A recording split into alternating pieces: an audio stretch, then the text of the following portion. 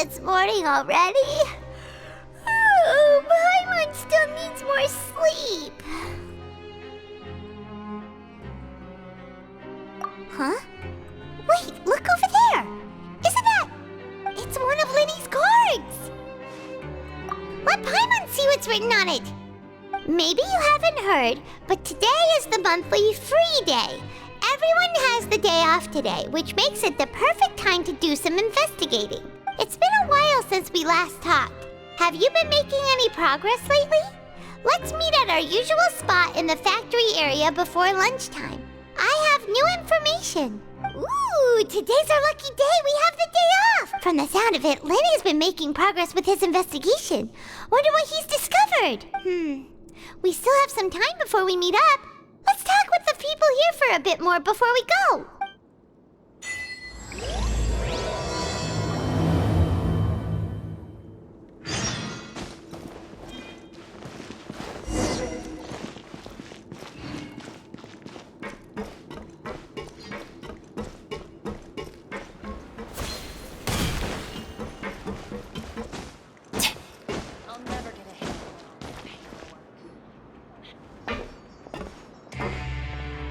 There's a group of people over there. Let's go listen in.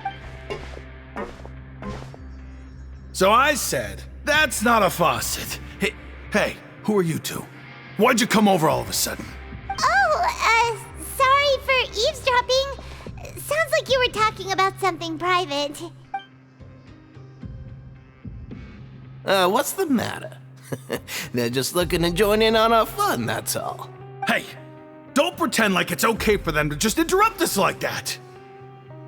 Yeah, fine. You're lucky we don't mind extroverts that much.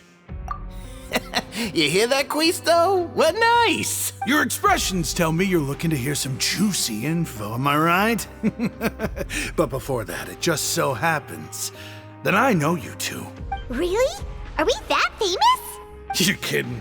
How often does anyone get a personal tour led by His Grace himself? Practically everyone was talking about it. Word has it that you also caused quite the kerfuffle. A little mistake, huh? I like the way you put it. You see, people with a good attitude can join our group anytime, unlike some of the others here. Your group? I'm Quisto, and this is Lavaroon. People usually call us the Bombshell Bros, but don't worry, we're not playing with bombs or anything. It's just that our information is always so explosive, and we blow minds on the regular. So, you two really like to gossip? Whew, you sure know how to embellish. No, you don't get it. Knowing intelligence will make things better for you here. For example, knowing who's working with whom, who has the latest rumors, who's not getting along. Wouldn't you like to know all that? Whoa, all this info's worth something, you know? You should prove you're worthy of it. I don't mind him. Quisto's always this way. Just play nice and say something to massage his ego. The welfare meals. Talk about the welfare meals. Right. That meal we had yesterday was super delicious. Paimon can still taste it whenever she closes her eyes. Is that so? To tell you the truth, I've been helping out with making those welfare meals. I've been working as a kitchen assistant for about a month and a half now. Oh, so you're the one who made those delicious steaks. Amazing. You could be a professional chef. You are correct. I am a true professional. In fact, I even went to culinary school. Since you like my cooking, I guess that means we share similar tastes. Listen carefully. This little bombshell will help you learn what's really going on here in the fortress.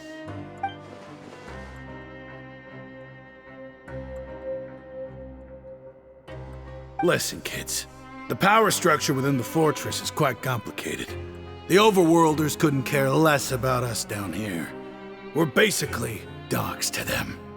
You've already met the one person here you should never cross, the Duke, Wriothesley. He knows more than you think. And if he doesn't care about something, then he often doesn't bother dealing with it.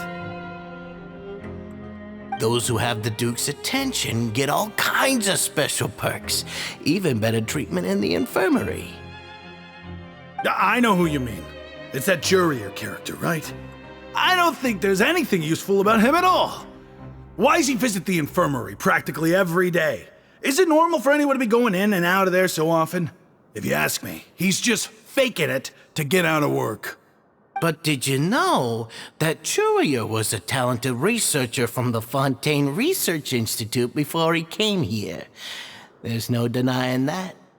I don't care if he was a researcher that could turn dirt into Mora. Once you're in the fortress of Meripede, you're just another inmate like everybody else.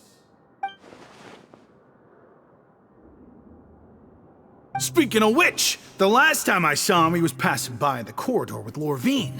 I also heard they started arguing in the library and got into a fight, right? Guess that's just how terrible of a guy he is. You mean he hit a woman? Wow, I never imagined he was that bad. But that Lorvine's also quite the odd one, you know?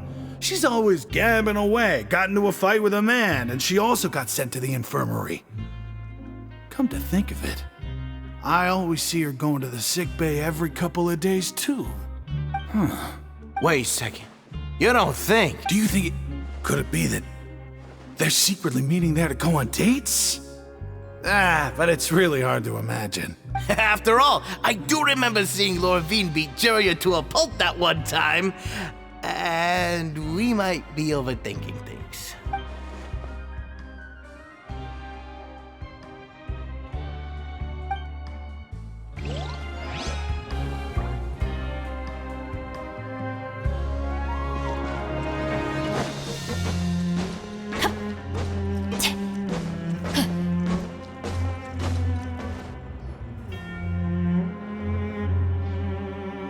Look! There are some people talking over there! Let's listen in on the conversation.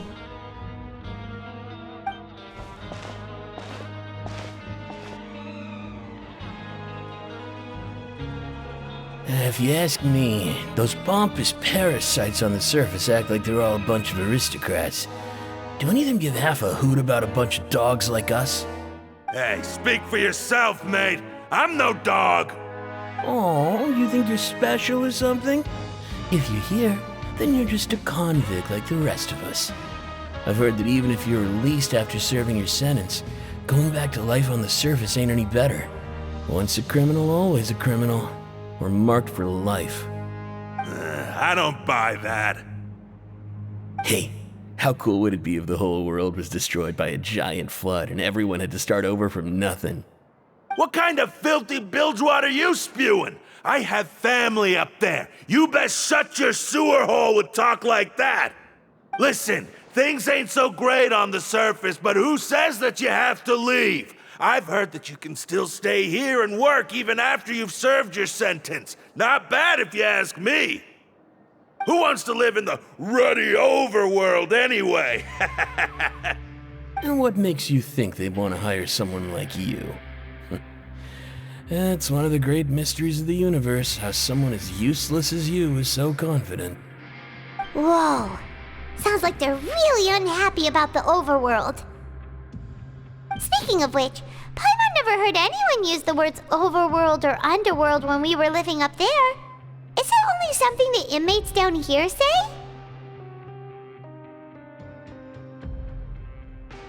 That's true.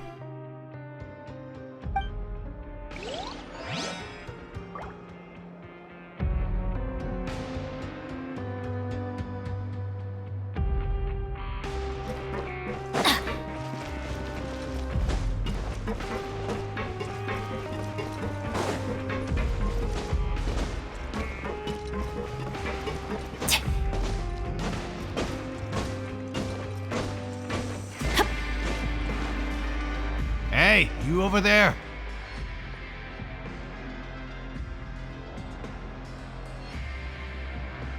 Yeah, you. Say, do you like playing card games? You know, like Genius Invocation TCG?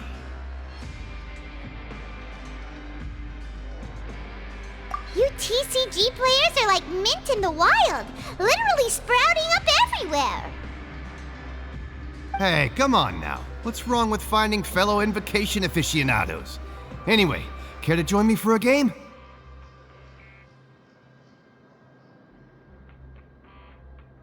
All right. No pressure. But why would you be looking for people to play Genius Invocation in a place like this?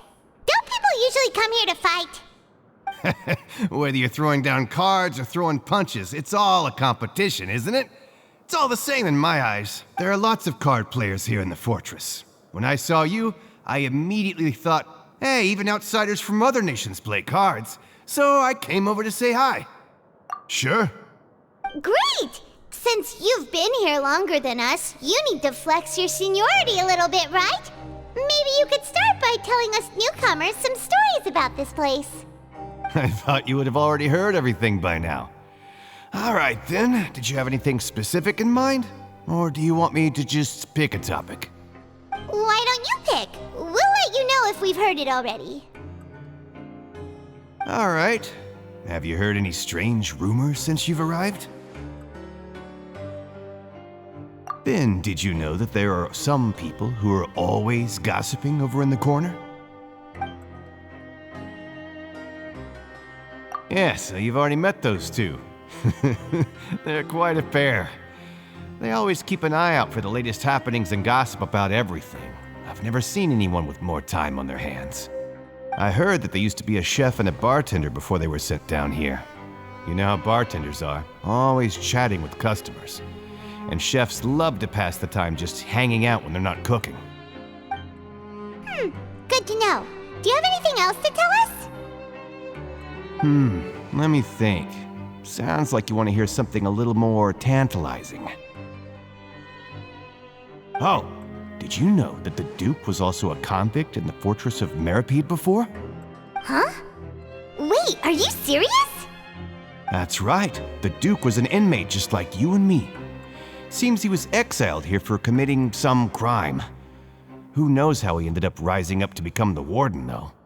To go from an ordinary inmate to becoming the manager of the whole place? I'm not gonna lie, I kinda respect that. A forbidden zone? Sounds like something that someone just made up. I've never heard of that. Where did you hear about it? It's just a rumor we've been hearing, but no worries if you've never heard of it. Do you have anything else you can tell us? Anything else? Not that I can think of, but I'll be sure to tell you anything interesting I hear next time. You'll have to play a game of Genius Invocation with me first, though. Okay, we've talked to just about everyone, and it's about time for us to go meet Lyney. See you later. Hey, let's play a game if you ever have time.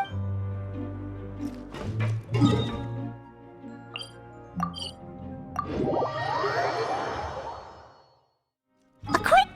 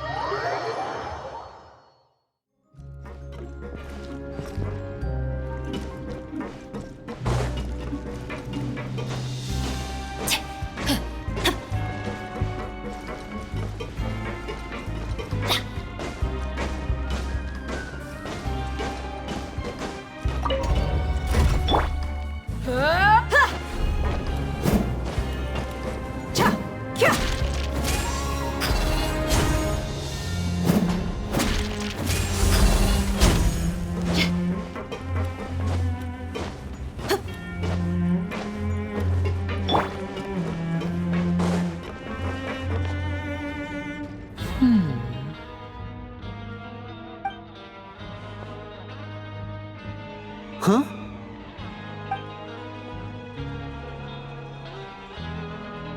That look in your eyes. You found something? Hey, this is no time to be modest. Just tell him we found a boatload of information. Oh, as expected of the legendary duo, you have my full and undivided attention. I'd have never guessed that myself. The rumors swirling about this place are unreliable after all, and Master Childe probably went missing because he found a way out. He is a harbinger after all. I suppose he's much more resourceful than I initially gave him credit for. Unfortunately, this isn't enough for our final report to Father. We need to find out Master Child's exact whereabouts. Father told me that even though Master Child said he was just coming to Fontaine for a vacation, he actually had some personal reasons. His agenda might be linked to his disappearance. His escape route is already flooded, so we'll have to task someone with professional diving skills to chase after him. Well, when you put it that way, it's obvious that only Freminent would be up to the task. Bingo! Is he around? He's working today. Coming here as a group would have attracted too much attention.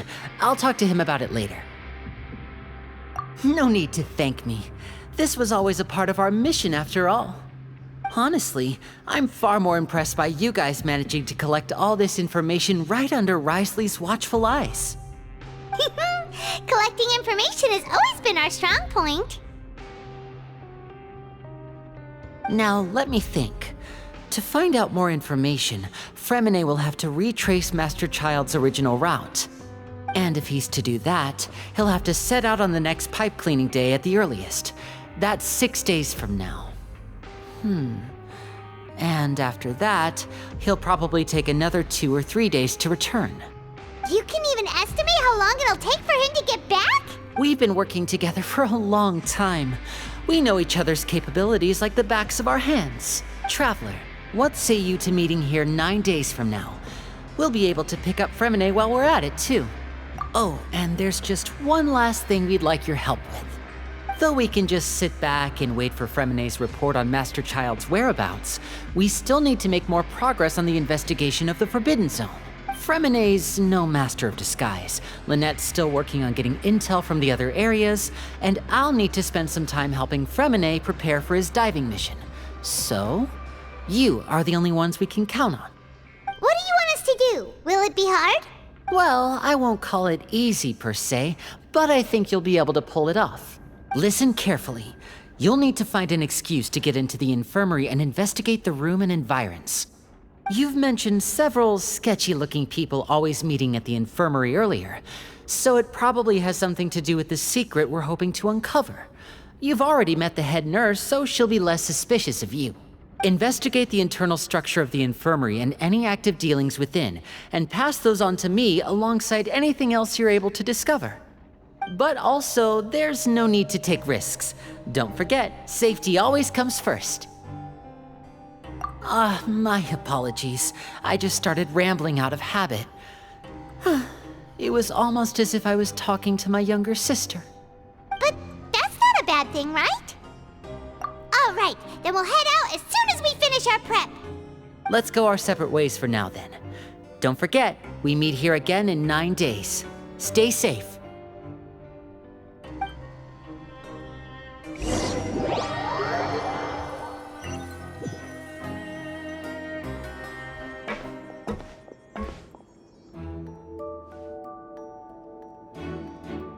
Hey, stay here for now. Paimon will take a peek.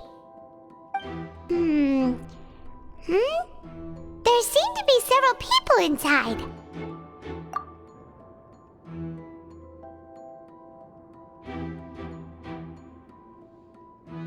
Right. I feel like It's not impossible.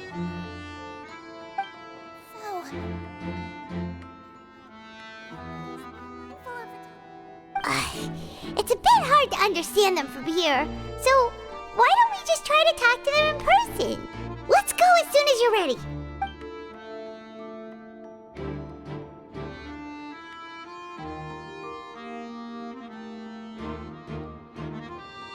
Oh, what? Someone, please help! She's sick!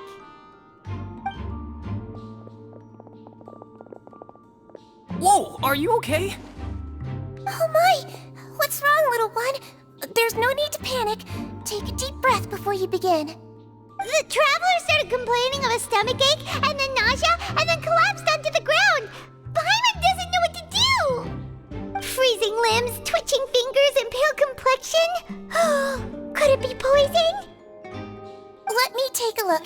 Please lie down over here.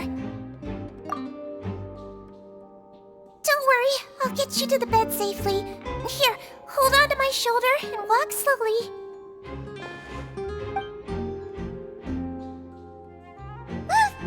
You can do it, Traveler! Don't apologize. You're sick after all. Now, please relax. I'm just going to do a preliminary checkup on you.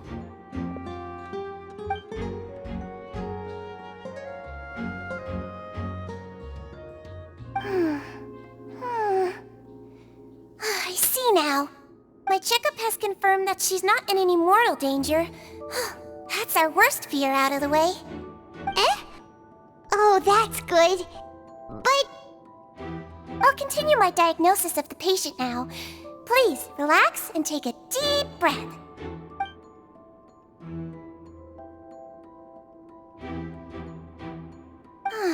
Don't sense serious damage to your organs either. Does it hurt when I press here? And here? Huh? But based on my initial checkup, there shouldn't be a problem here. Oh, how strange.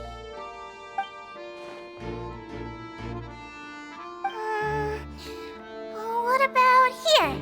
Does this hurt? Oh, I understand. So that's what it is. I think you just ate something that disagreed with you. That's all. Nothing too serious. Outside of a pretty bad stomachache when it decides to act up. So that's what it is.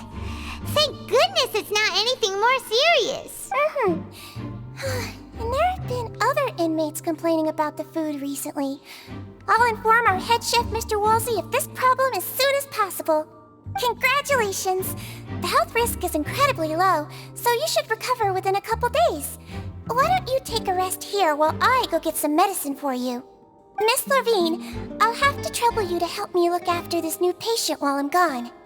Very well. And she hopped away just like that.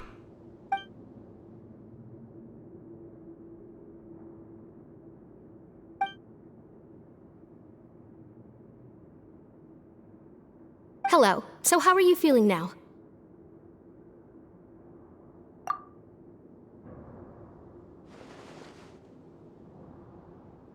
Her stomach ache's really bad. She was stumbling about the whole way here, so Paimon's really worried. If Miss Sigwine says it's not a serious problem, then there's no need to worry. She's the best medic we've got down here. But it also looks like she's the only medic you've got down here. Well, that's true. What do you mean, that's true?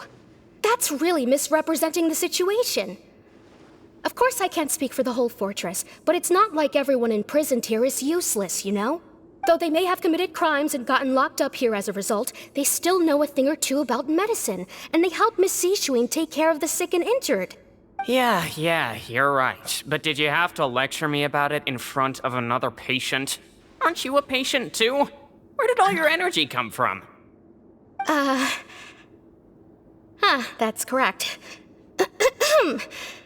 Sorry, I got a bit ahead of myself. Are you two also sick? We've been sick a while. I come back every once in a while for checkups, and to pick up the medicines Miss Sigwine prescribes for us. That's just the nature of chronic illnesses. As for her, you could say she fancies herself as Miss Sigwine's capable helper because she learned a bit of medical knowledge ages ago. Please watch your mouth, Mr. Jurier. Don't forget that you are the primary reason I have frequent heart palpitations. Hey, don't start arguing now, please. Keep it civil at least.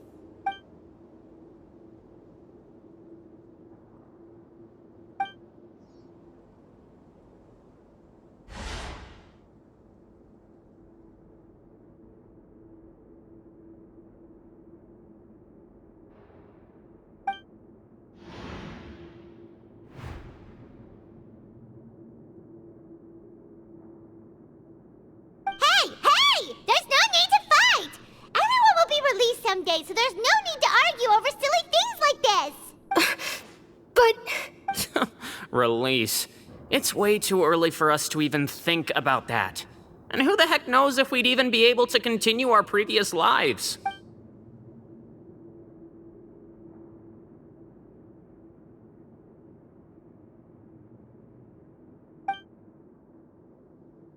allow me to end this boring and useless conversation. Oh, and Mr. Jurier, I don't want to see your face here again anytime soon. And same to you, Miss Lorvine. Anyway, that was more than enough rest for me, so I'm going to get out of this excessively noisy place. See you later, everyone. He just slowly walked off like that? That's just what he's like. I'm sorry you had to see all of that. I'm Lorvine, and that's... Well, his name is Jurier, but I hope you'll never have cause to remember his name. You really can't stand him, huh? I mean, can you blame me?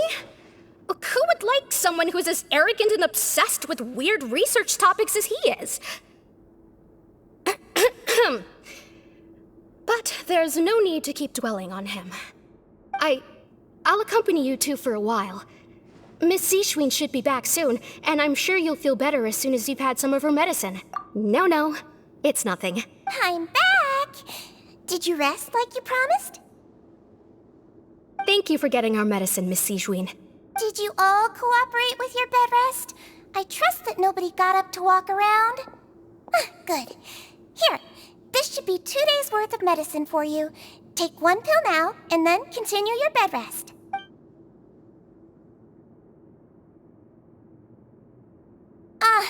Miss Lorvine, I left in a bit of a hurry just now. Do you still remember if we discussed the color of the pill that you should be taking today? I remember. You said it should be yellow. Yellow, huh? I understand. These are yours. Please, make sure to go to bed early after taking them tonight. You'll benefit from a good night's sleep. All right, then I'll also be on my way now. I hope you feel better soon, too.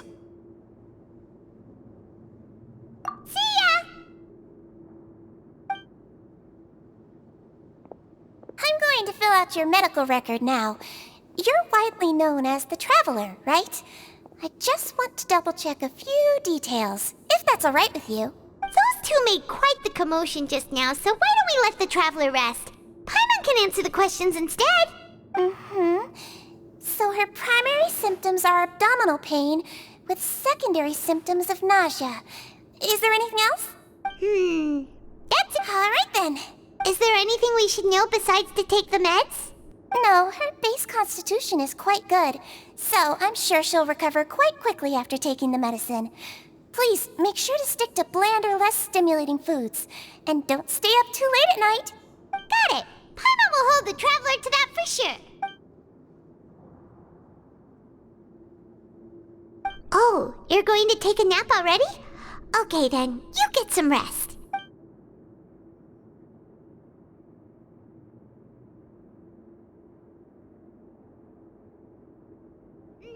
We've been to lots of places together. She may look a bit under the weather now, but she's actually super strong. Oh, so you're the best of companions. Well, don't worry, she'll recover soon. Ah, you're awake. How do you feel? You slept for a really long time, but we never left. Well, now you can go back without a worry in the world. Remember to take your meds regularly, and remember bland foods. Thank you, Miss Sigwine.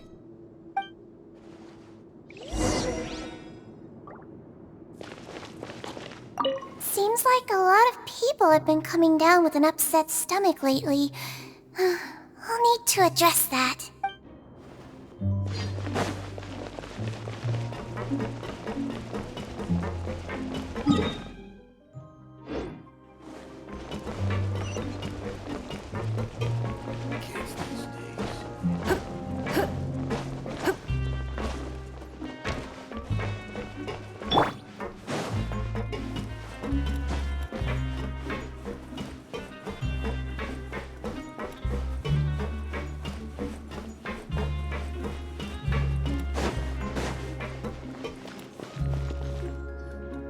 You really are something. To be able to fall asleep like that and even sleep talk the entire time, you scared Paimon half to death! No, but you kept mumbling things along the lines of, Pyron, don't take my grilled fish, and put down the Adeptus Temptation now. Paimon talked with Sigwine the entire time you were asleep. She seems like she's just a sincere nurse, and Paimon didn't notice anything unusual in the room. Are you sure we're not going off track with the infirmary?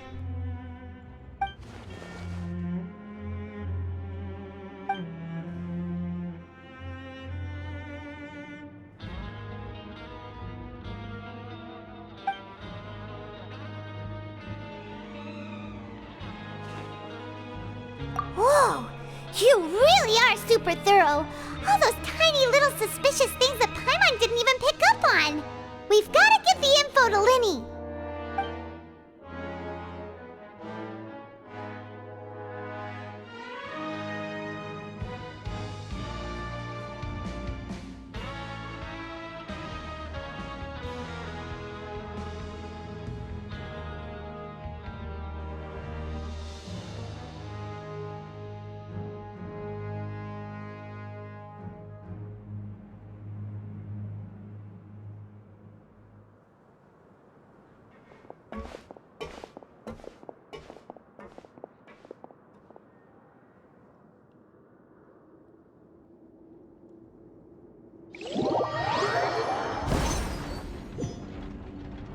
Today's the day! Let's go meet up with Lyney!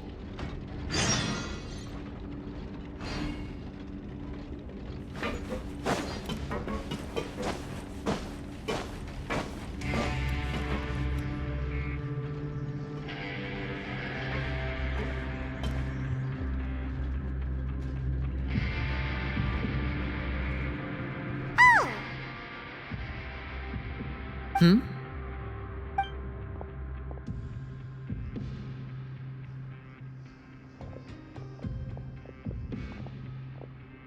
Did you two run into any trouble over the past few days? No, we just worked our shifts according to the schedule. Nothing weird happened. That's good. That means you didn't raise any suspicions when you infiltrated the infirmary. We've taken a look at the slip you've sent. Freminent successfully left the grounds via the pipes 2 days ago, and as of last night, Lynette has also infiltrated the infirmary after faking an illness. Wait, why is she getting involved as well? You already went above and beyond when you scoped out the infirmary. To put it more bluntly, even if we were to view that as something you did in exchange for Freminet's help, you've already done more than enough. Infiltrating a guarded stronghold is a different kind of job from a one-off investigation. We want to avoid using the same faces over and over and reduce the amount of suspicion that will fall on any given person. Lynette also felt like you have already taken the first step for us, so she should be the one to finish the job. So that's what Lynette thinks. Oh, Paimon hopes everything's going well for her. Perhaps that's true. You are both very good people, and we've come to appreciate that more than anyone else. Unfortunately, there's still one thing that could get between us, lest you've forgotten. The matter of our respective loyalties. You've mentioned before that you've had some run-ins with the Fatui. I can understand that feeling, so I assume you're just helping us out of the kindness of your hearts? Well, everyone could use some more friends. We'll be counting on you to help us in the future, too. Since I see you as friends, then it's even more important for us to protect you from any peril. Freminent and Lynette feel the same way. Glad to hear it. Then, let's go check on Lynette before Freminent returns. If everything went well, then she should be wrapping up her investigation right about now. Is now really a good time to go over? According to my observations, Sigwine always spends around half an hour away from the infirmary right before lunch. Lynette knows this as well, so this should be a good time to meet up with her. Also, I'm her brother, remember? It's only natural for an older brother to care about his younger sister's well-being. Okay, then let's head over right away.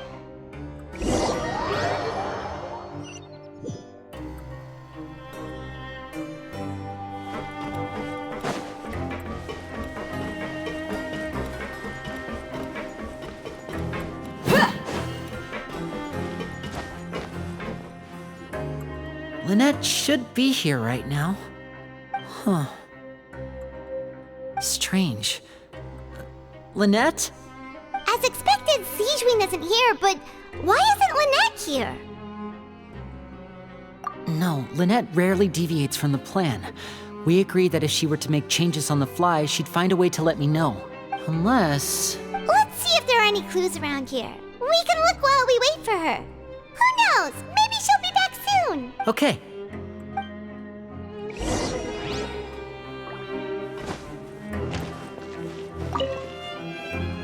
None of the beds have any signs of having been slept in. Except that one over there. That's the one Lynette must have used, right? You said she was pretending to be sick. She would have said her migraine was having a particularly bad flare-up. Generally speaking, the head nurse would then ask her to lie down and rest while she left to retrieve the medication. Which means either the head nurse didn't return the entire time from when Lynette laid down up until she left the bed, or the nurse intentionally left it this way.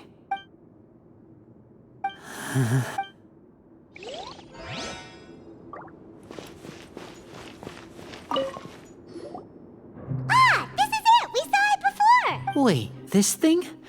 It doesn't look like it's been disguised that well. The space behind it is empty. From its size, I don't think it's an entrance that is meant to be taken apart. There's probably a mechanism around here somewhere. Could Lynette have tried to get inside? But if that's the case, she would have contacted me for sure. Let's look around here for some more clues. Don't panic, just take another look.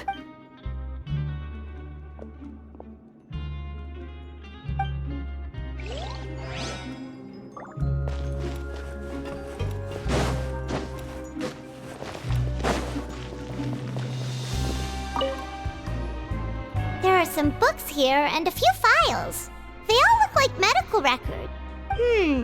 Advanced nursing, how to raise the spirit of your patients, a quick guide to the psychology of emotions, and the meaning of laughter. These sure are some interesting books.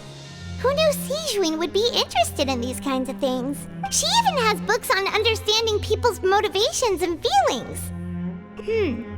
Is it because she's a Melusine? Or does she have a need to understand her patient's emotional state? Seems quite normal to me. These are skills that would come in handy for a nurse from time to time.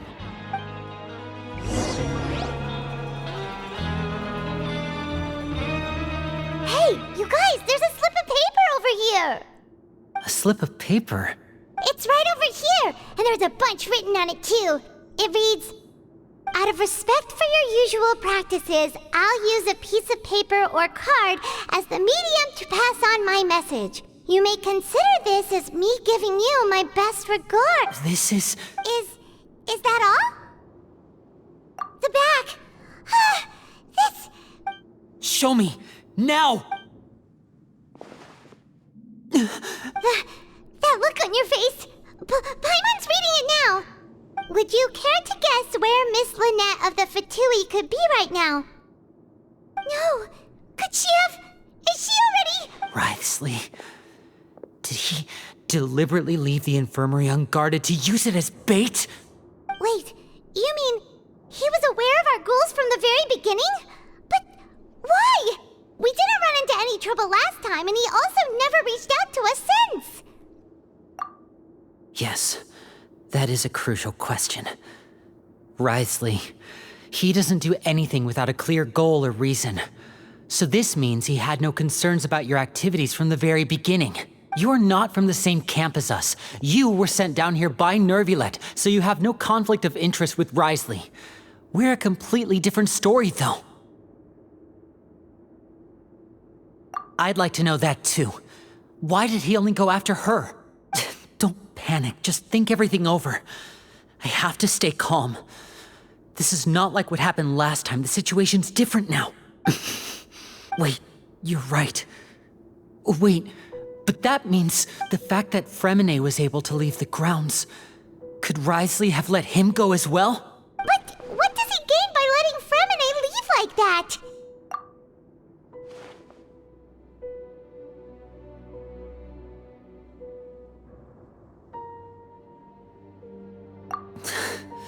So he's challenging me and trying to provoke me, I'm sure of it. We never should have sent out Freminent. We had to go through all that trouble to find an opening to sneak him around the guards and into the pipe, and we even thought luck was on our side. If Wriothesley let him leave on purpose, then he's probably in a terrible spot now as well. Lenny's getting more and more panicked. We have to calm him down. Don't be like this, Lenny. Freminent wouldn't have left if we hadn't told you about Childe. That was our fault. No, I'm the leader of this operation, and I'm the one responsible for this team. I was the one who failed to protect them. I'll go talk to Wriothesley. Hey, don't be reckless! Traveler, please talk some sense into him. I simply cannot allow Lynette to be abducted again. I have to go. I'll find a way to get them back. He's rushed out the door! After him!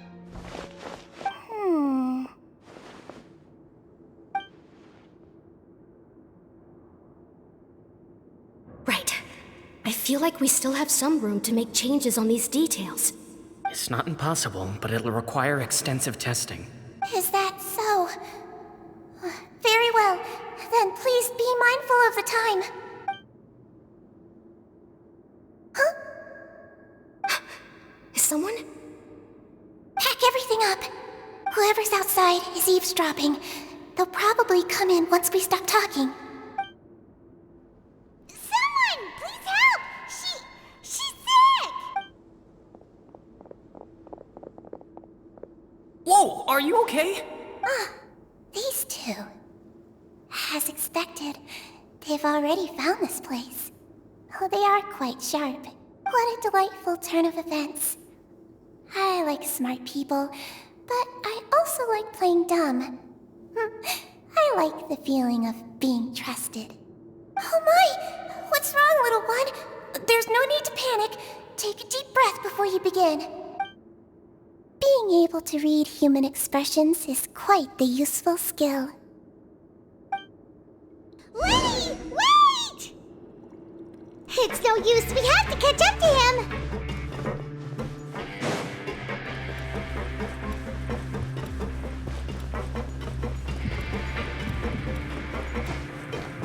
He's already out of sight! How is he so fast? Let's go head him off at Wriothesley's office!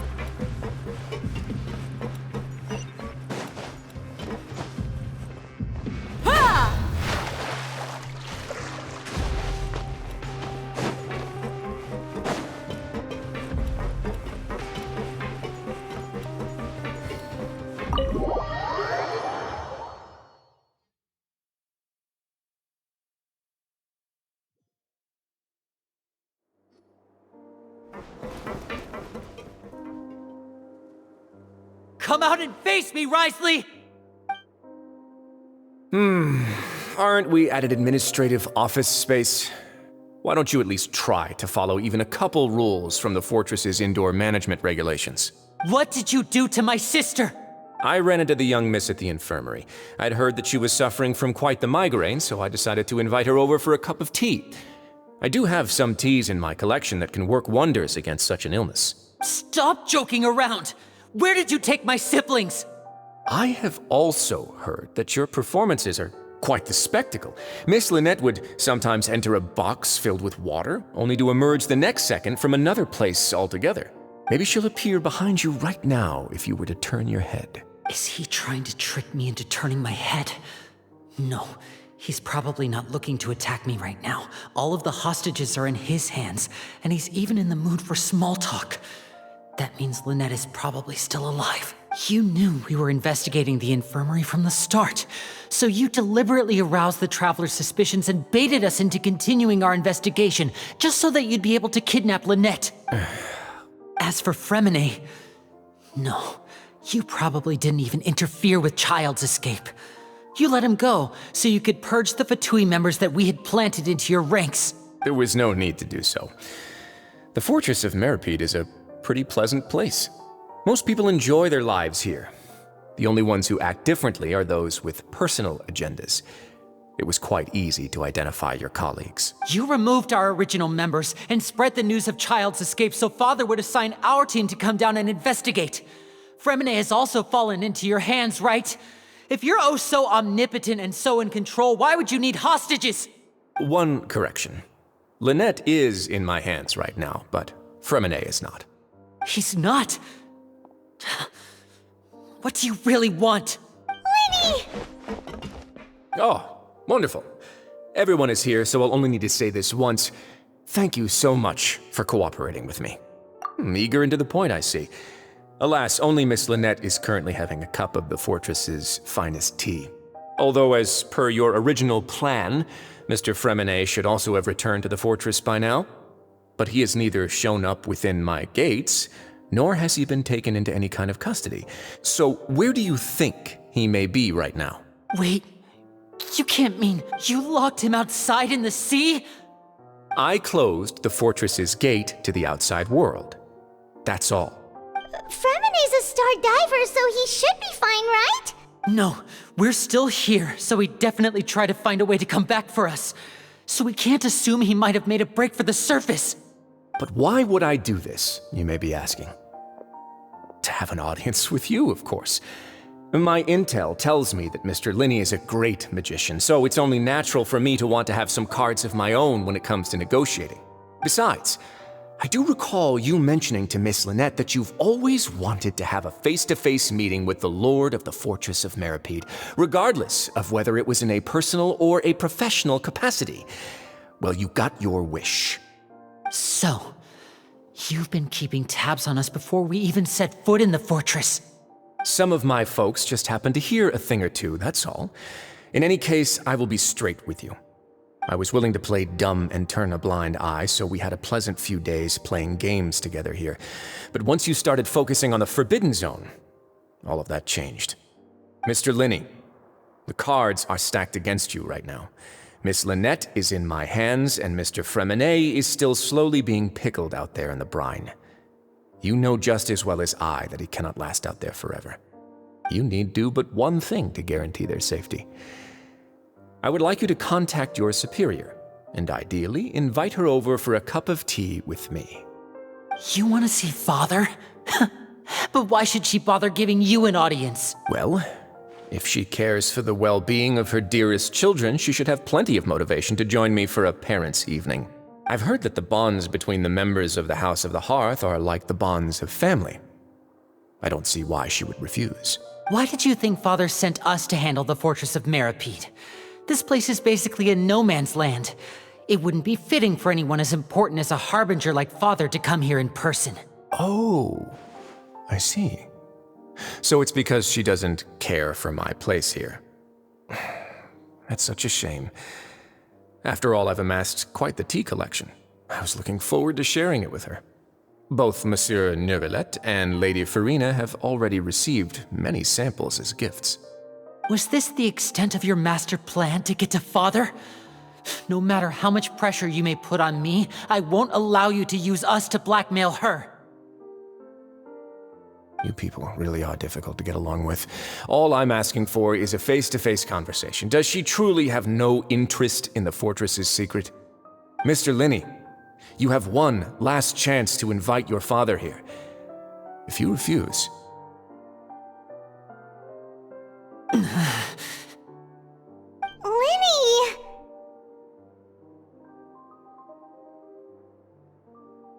Instead of asking why I'm doing this, why don't you try to see things from my perspective for a second? From the very beginning, the Fatui has been actively infiltrating my fortress. I gave you a warning by cutting off the first few operatives I found, but that only caused you to double down. Had you given up on the fortress then and there, I'd have no reason to want to talk. Mr. Freminent left the fortress on his own, and Miss Lynette tried to pry out my secrets right in front of me. No matter how you look at it, the responsibility for this falls on you. I shouldn't ask Father to do anything because of us. 6, 5... Wait, 2, 1. Time's up. It really is a shame, Mr. Lyney. Wriothesley! Negotiations have broken down. Please leave, ladies and gentlemen. It's time for my afternoon tea. Yeah, listen to the Traveler. If you can't talk to Lyney, can you at least talk to us? You do realize that I'm only letting you go because of Neuvillete, yes? You're here helping him out, and I've already done my best to stay out of your way. But that doesn't mean you can just do whatever you want. The fortress may be small and remote, but it still has its own set of laws. Then how about this? Those who are capable deserve respect. You've spent quite some time investigating my home turf by now, so why don't you tell me a thing or two about what you found, I'll ask you 3 questions. Answer all of them correctly, and I'll agree to your request. Question 1. Regarding the hidden rules of the production zone, what is the truth behind the one about not being allowed to work for 3 days in a row?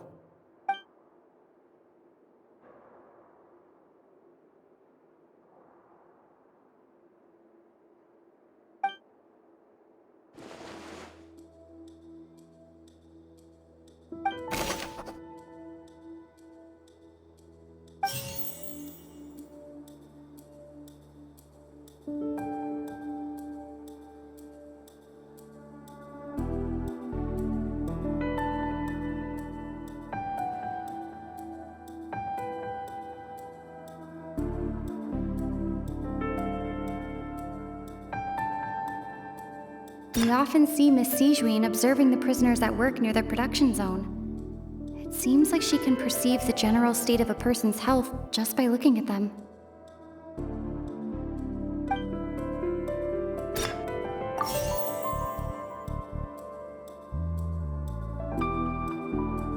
The research note said that the Melusine race perceives the world very differently from humans. Because of that, the Melusines have also developed a sense of aesthetics that appear rather strange and alien to humans. I've been told that the infirmary is always empty for the half hour just before lunch. But what could Sigwine be doing during that time?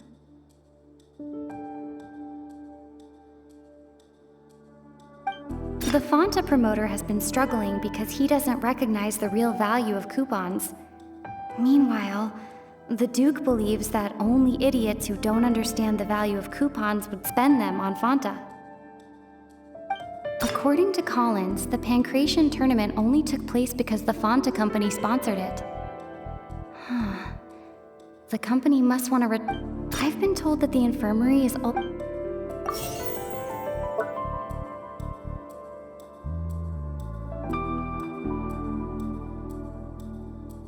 Fonta's internal reports suggest that they're starting a new trial of an unnamed and unpackaged product. But the product has to undergo a trial.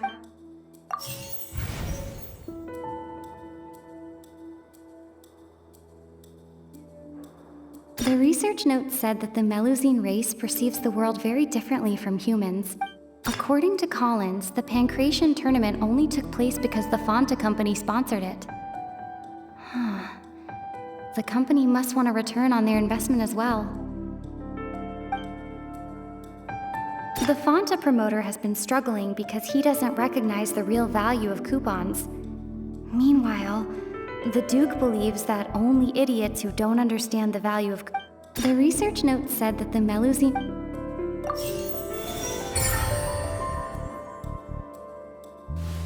So that's what's going on. Paimon understands it now. Who would have guessed?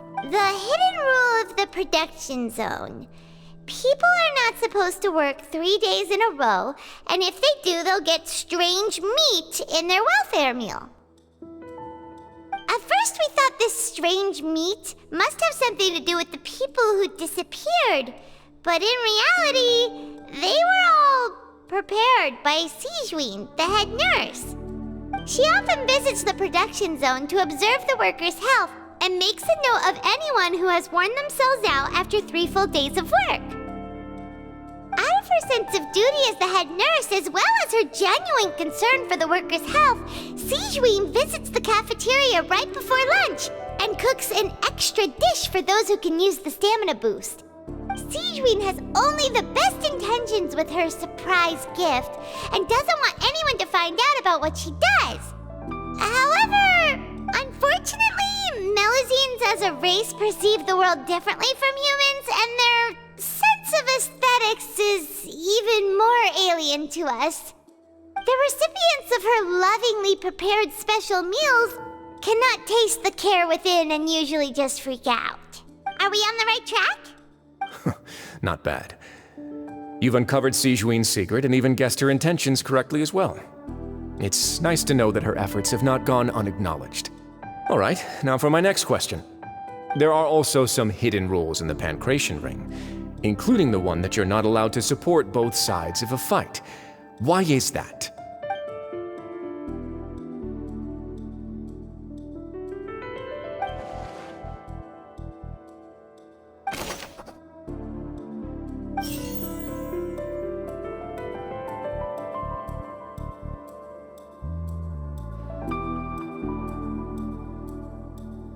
The Fonta promoter has been struggling because he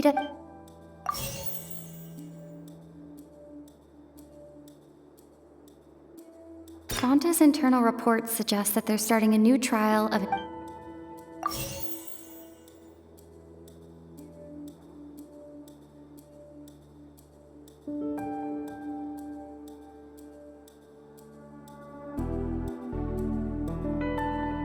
The Fonta promoter has been struggling because he doesn't recognize the real value of coupons.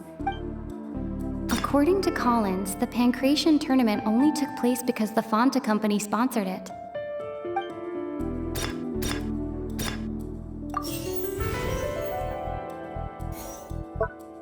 According to Collins, the Pancration tournament The Fonta promoter has been struggling because he doesn't recognize the real value of coupons.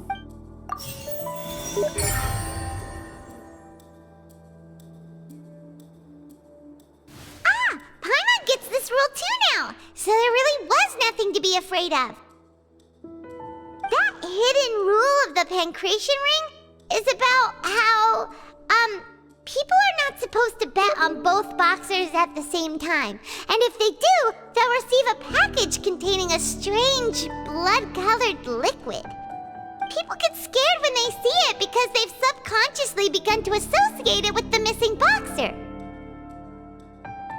But really, it's just a bottle of the latest yet-to-be-named and packaged new Fonta trial product. A blood-red drink.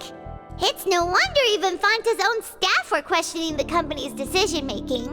The company, facing backlash from its own staff, decided to try to trial the product on a smaller scale, to see how it might be received by customers. They came to the fortress of Meropide and offered to sponsor the Pancration tournament so they could push their new product. But the Duke completely refused to even entertain the idea. The Duke, knowing how valuable coupons are in the fortress, knew that only total idiots who didn't understand their true value would bother buying a Fonta product here. And so, only those who proved their stupidity by being dumb enough to bet on two opposing sides of the same match were selected to receive the drinks. I acknowledge the effort you've put into bringing the truth of this mystery to light. Although, based on your description, that Fonta promoter is a bit too careless with his words, I may just reconsider my collaboration with the company. All right, and here's the final question. What's the secret behind our head nurse and all of her patients in the infirmary?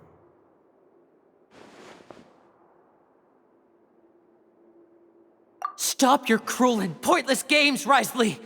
You know that we haven't finished our investigation, so there's no way we can answer the last question. The thought of sparing Lynette and Freminent never even crossed your mind. You'll pay for this! Ah!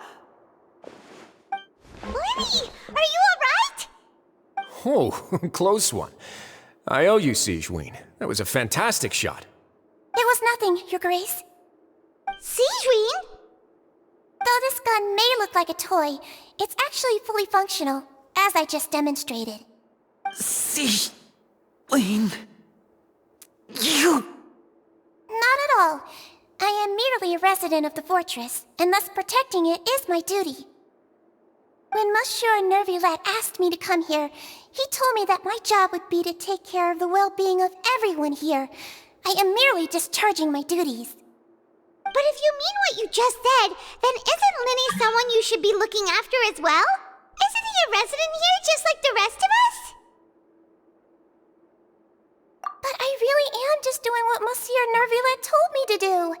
Everything I did, I've done to protect them. Had I not, they would be in far more dire straits right now. His Grace knows it too, right?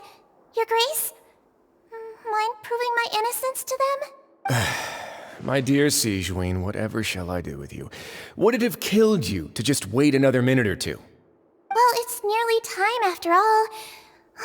The way you do things can be truly frustrating sometimes, Your Grace. I figured I should try to talk some sense into you. What are you talking about? What time? Take me if you want. But let them go. How touching. Can you just give me one more minute? Don't be like that, Your Grace. All right, everyone, calm down. 2 more visitors will be arriving any time now.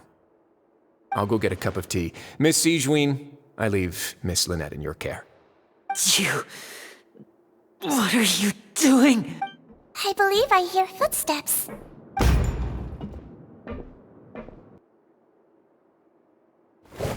Some space, please. Ah, Miss Clarande. My door. Freminent.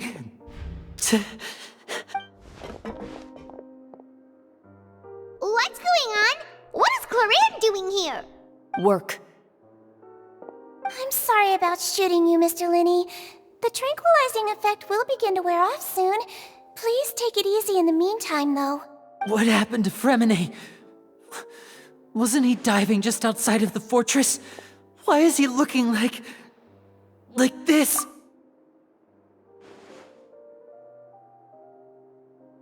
A flushed face, an accelerated pulse. He must have consumed primordial seawater. What did you say? Please, make some space. I'll need to give Mr. Freminent a more thorough checkup. Your Grace, I'll leave the rest to you. I'll talk to Clarande while you get Freminent to where he needs to be. Everything else can wait.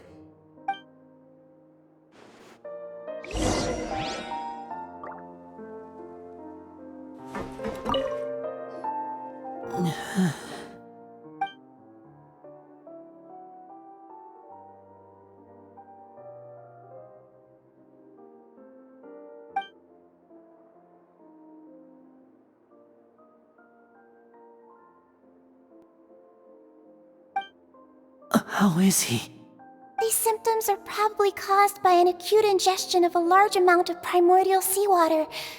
Still, his condition is not critical. Of course, it would be best if he stayed for further observation. Let's leave him here for now, and move him to the infirmary once he's recovered a bit more. Sorry. I am aware that the infirmary may not be your favorite place in the world at the moment. We do only have a single clinic in the fortress, however. Why would he ingest a large amount of primordial seawater after leaving the fortress? How could that possibly happen? Please, look after Mr. Freminent for the moment. I'll go fetch some medicine and a respirator. Oh, I'll bring Miss Lynette back with me. Where is she? How is she right now? Oh, she just took a nap in an empty room after I tranquilized her. If my calculations are correct, she should also be waking up right around now.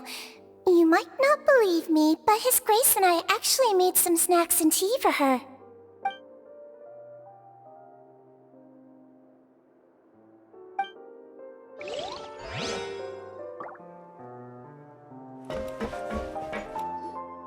What's that look on your face? I thought I made good time on the way back.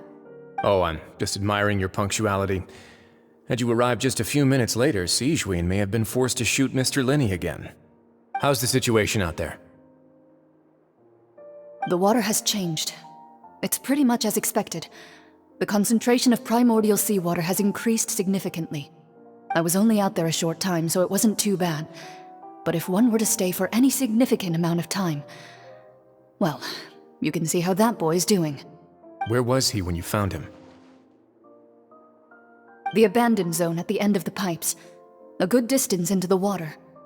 Closer than I thought. He must have recognized it early on and tried desperately to swim back. Locking the door was necessary. I don't think we could have saved two. Well, I did try to convince him that I had my reasons. Never seems to work, though. It would probably work on Neuvillete. He has a knack for picking out who had good intentions, even when the outcomes were all terrible. It's a bad sign if you're having to plead your case to Neuvillete. Want some tea? Not particularly. If you want to drink some that badly, just say so. Fine, I'd like to get some tea. Want me to get you a cup too, since I've already made it? Might as well then, I suppose. Actually, do you have a towel? I would like to dry my hair.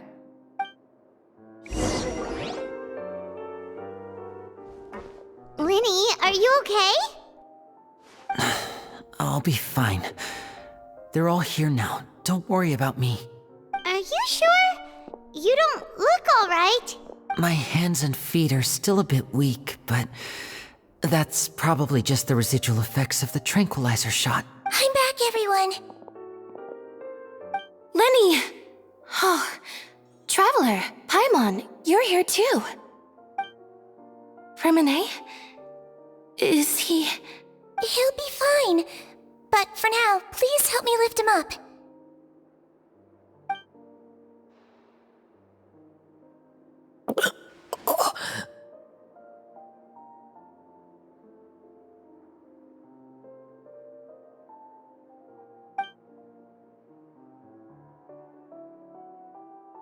His breathing's beginning to slow down. Give me a hand and help me get him to the infirmary. Yeah, I'll take him from this side. Lynette, together? On it. Traveler, you seem pretty worried about him. Want to come with us?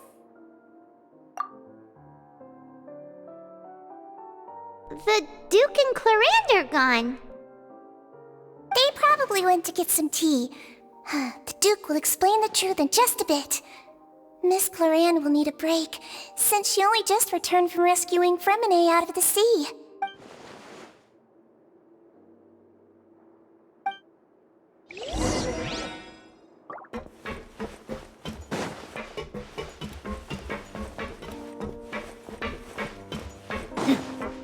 Could I tempt you with some sugar for your tea? No need.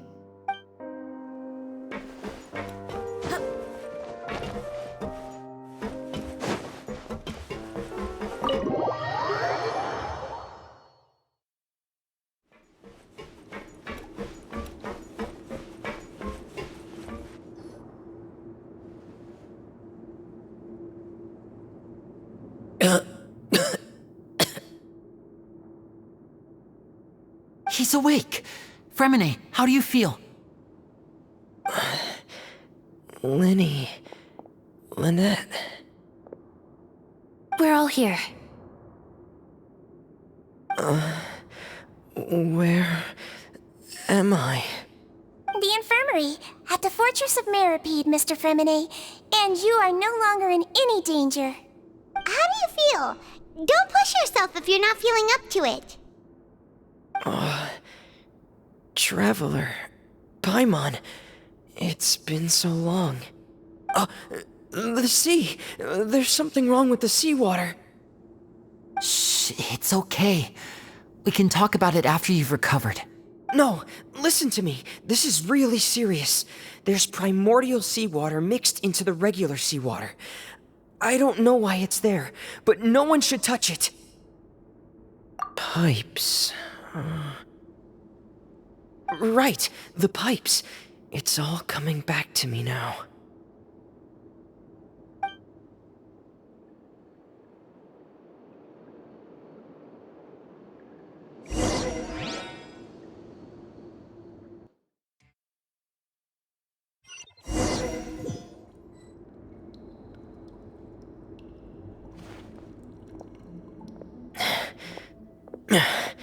I'm in.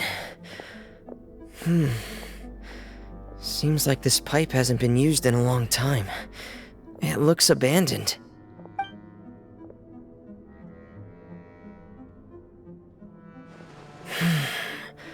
Where could Master Childe be?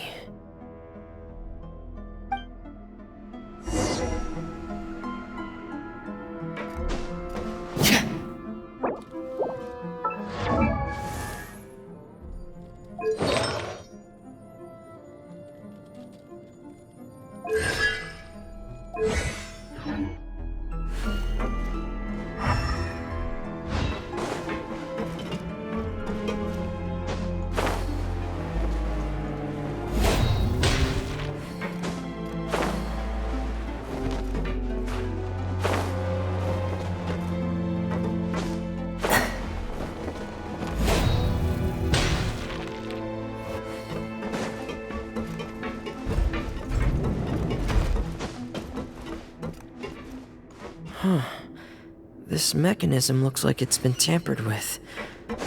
Could he have done it?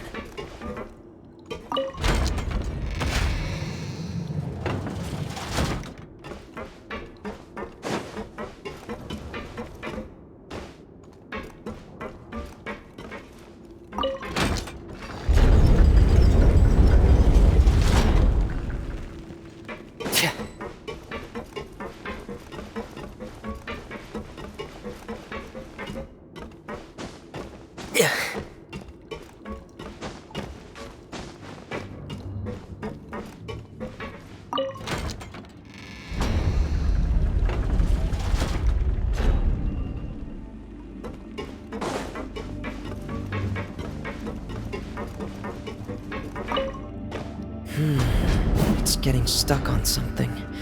Seems like I'll have to avoid those obstacles while I turn it.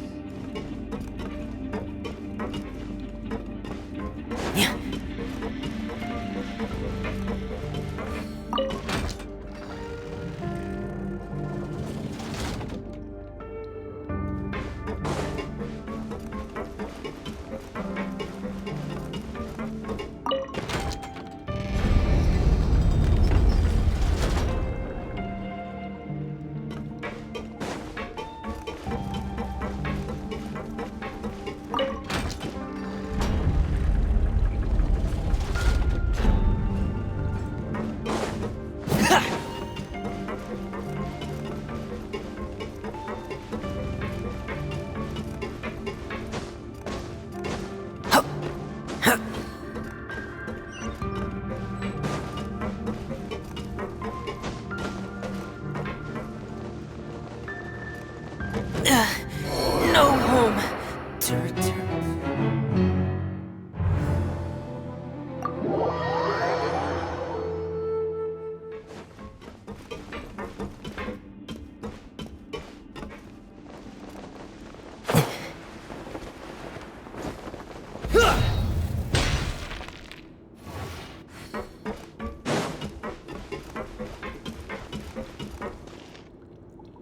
This is where the water starts. Okay. Master Childe probably dived into the water. I'll go take a look as well.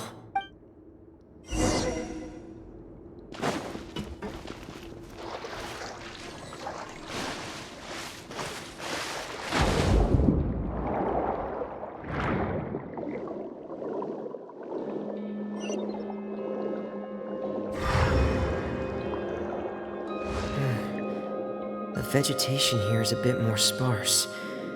These traces aren't natural. A person must have left them, and recently. I should be going in the right direction. There are traces here too. I need to keep going. Huh? The traces are gone. But I don't see where he could have gone from here. Wait. What the?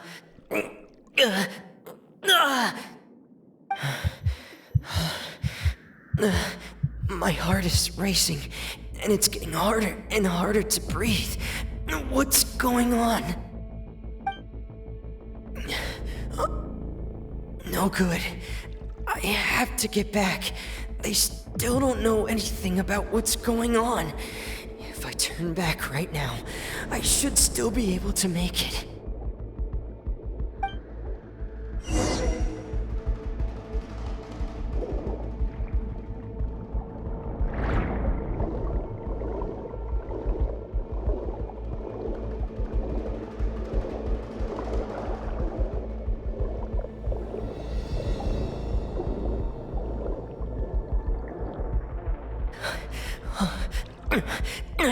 I can't die here.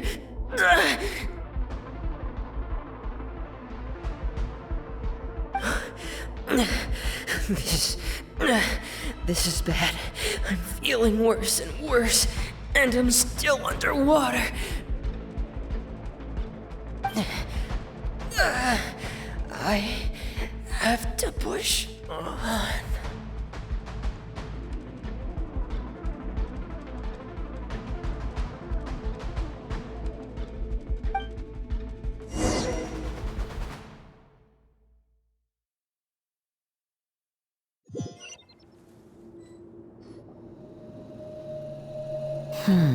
So, in other words, the trail you were following vanished, and you had no idea where Master Childe could have gone.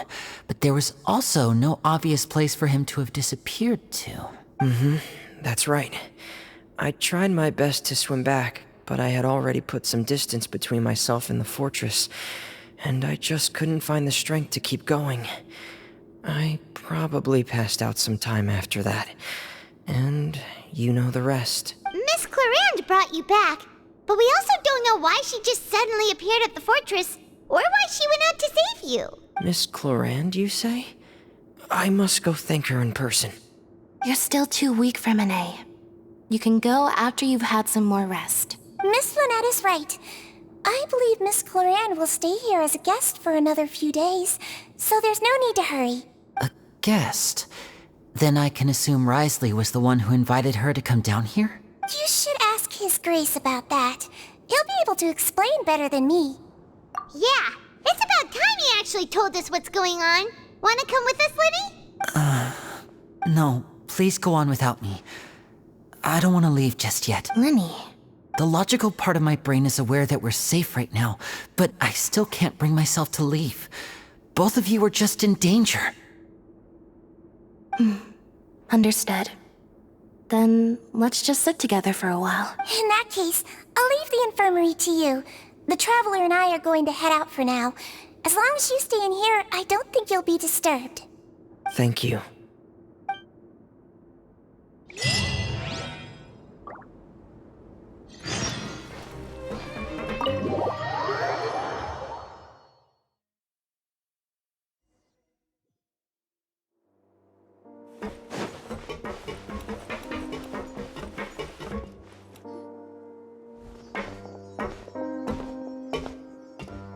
Excuse me? I take it Mr. Freminet's condition has stabilized? Of course. I wouldn't have left the infirmary otherwise. I've been expecting those two, but might I inquire as to the purpose of your visit, Miss Sigwine? I wanted to check up on Miss Clarande. How are you feeling? Mostly fine, I think.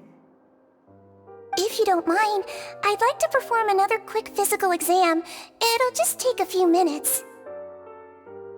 All right. Thank you for looking out for me. I'll take my leave for now, then. Well, want to explain yourself, Wriothesley? Of course, but I'm not partial to the word choice of explain. How about enlighten? Where should I begin? How about you start by asking me any questions you have? You can start with whichever one you'd like to get answered the most. Then Paimon will begin. Did you know about Lenny's goals from the very beginning? No. I just knew they were Fatui operatives sent to the fortress by the Knave. As for their specific goals, I only figured those out as you made progress on your investigation. You managed to monitor and stay ahead of them even though you didn't know what they were trying to do? They came here with ulterior motives. I'm quite adept at discerning what that kind of behavior signals. Initially, I thought their goal was just to investigate Childe's disappearance. Lyney suggested that I had deliberately let him escape, but in truth, I didn't really do anything special to help or hinder him while he was here. Everything he did, from finding helpers to leaving this place, he did on his own. Of course, it's inevitable that the Knave would make a big deal out of her fellow Harbinger's unexplained disappearance. I'm also quite curious about where that Harbinger went, so I figured I might as well let the Fatui do their own investigative work. All I care about is the answer. So you were hoping Lenny's group would just do your work for you? You make it sound like that's a bad thing. Unfortunately, things didn't go as planned. I assume that Freminent has told you already, the ratio of primordial seawater around the fortress of Meripede is on the rise. The Forbidden Zone has always been Lenny's target, and you got roped into that investigation after running into him. I began to intervene out of concern for your safety, and also to prevent the fortress from becoming entangled in more irksome matters. Are the rumors true? That you're also a former criminal? Now, why would you put it like that? Isn't staying here all day and serving as the manager of the fortress a kind of sentence unto itself? Another form of prison? I just happen to have some support from the rest of the inmates. That's all. Oh, right. Paimon wanted to ask, Me, of course. I paid her good mora to come down to the fortress for some field work. As a champion duelist, Miss Cloran could be considered to be an independent party. I needed to find an exceptionally capable person to help me get through the impending crisis. And saving Freminent was part of that crisis? You can think of it like that, yes. Credit where credit is due, that boy is quite adept at diving. Had conditions not been as hostile as they were, he probably would have found the missing Harbinger already. That's not something you should be asking after. Neuvillete only asked you to investigate Childe's whereabouts. All I need to prove to you is that the Forbidden Zone had nothing to do with the Harbinger's disappearance. That should be clear now that you've spoken to Freminent. But we've already uncovered that there's something wrong with the infirmary, and we've answered a bunch of questions that you threw at us. Isn't it about time that you answer our last question in return? You make a compelling case. Do you really want to know the answer that badly? Yeah, Paimon really wants to know. Even if the truth may not be pleasant? Follow me.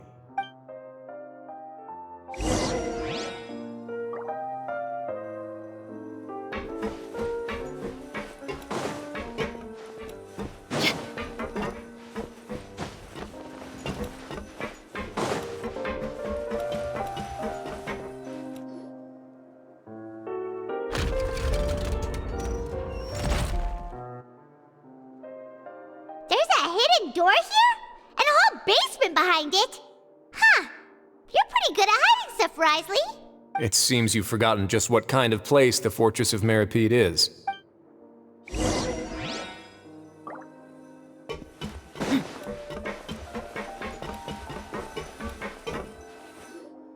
Stand on the central plate. Wait, is there a secret mechanism or... Whoa!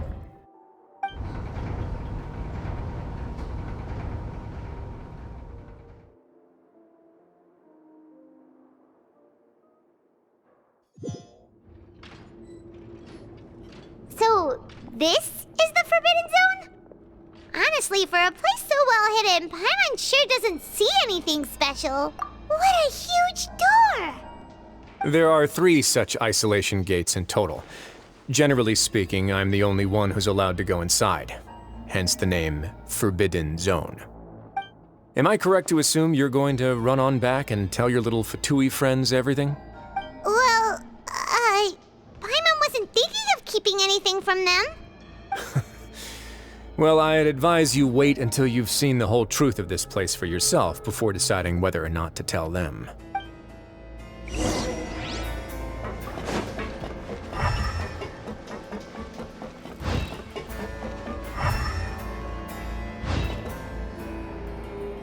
Huh. So there's a switch on the side. Stand back.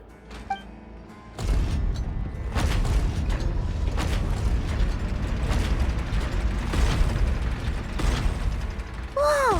They all just went up one by one! Go on, have a look.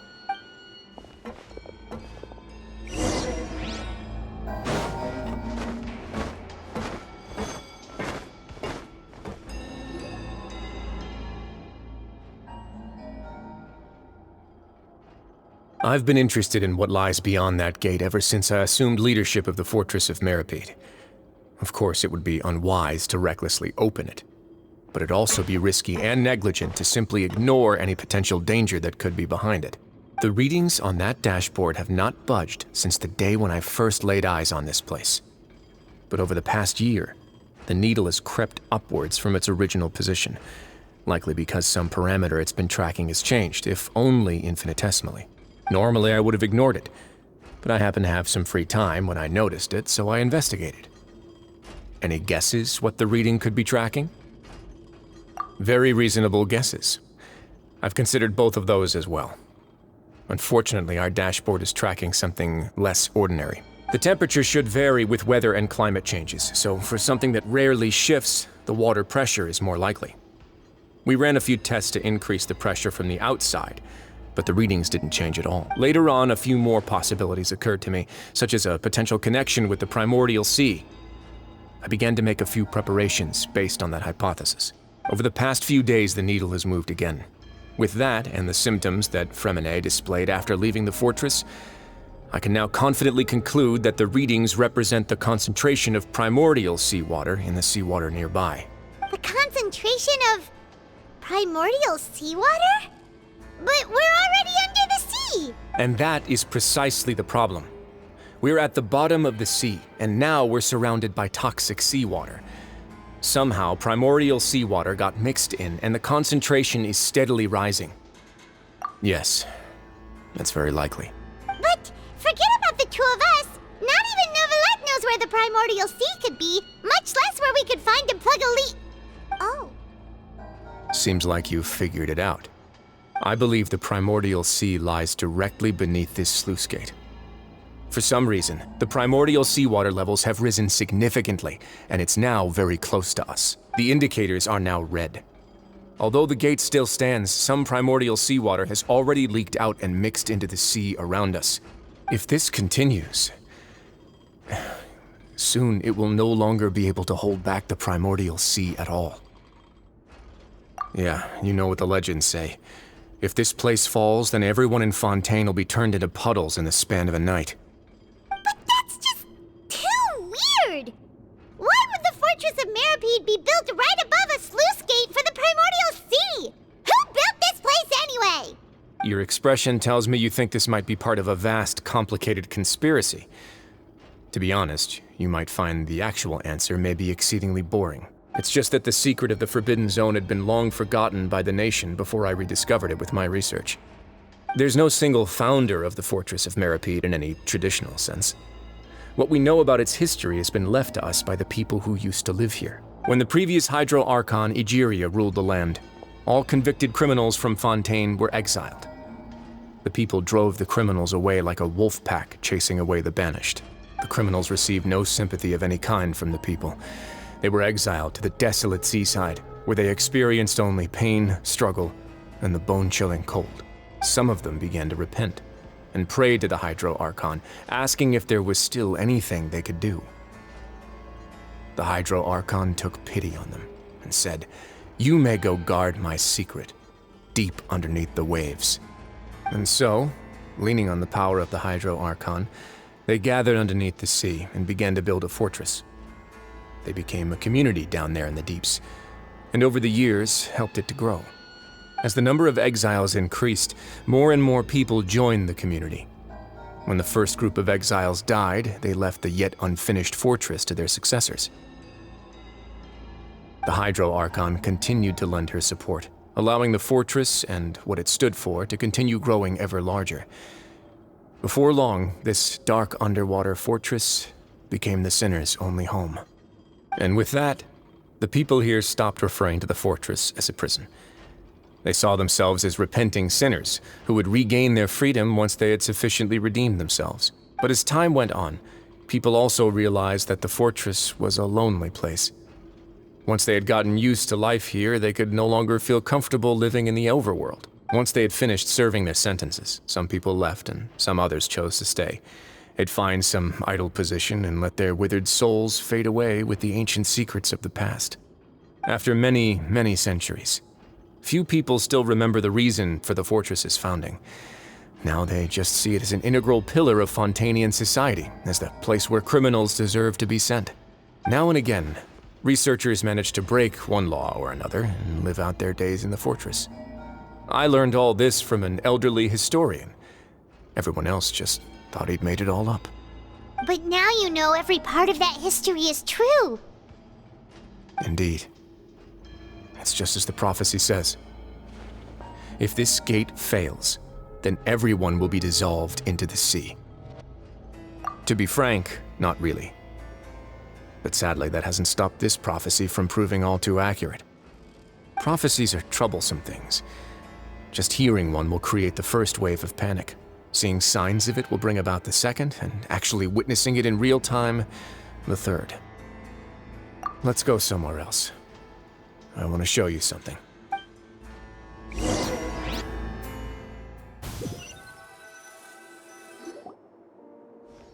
This is it. Your Grace, perfect timing. The results from our last round of experiments have... Wait, Jurier, he's not alone! Huh? Lorvine and Jurier? No need to panic, you two. I've already told them about our plan. What? After you warned us not to tell a single soul about any of this? I'm skeptical as well. Are you sure they are trustworthy? The results speak for themselves, don't they? These two may already know more than you could ever imagine.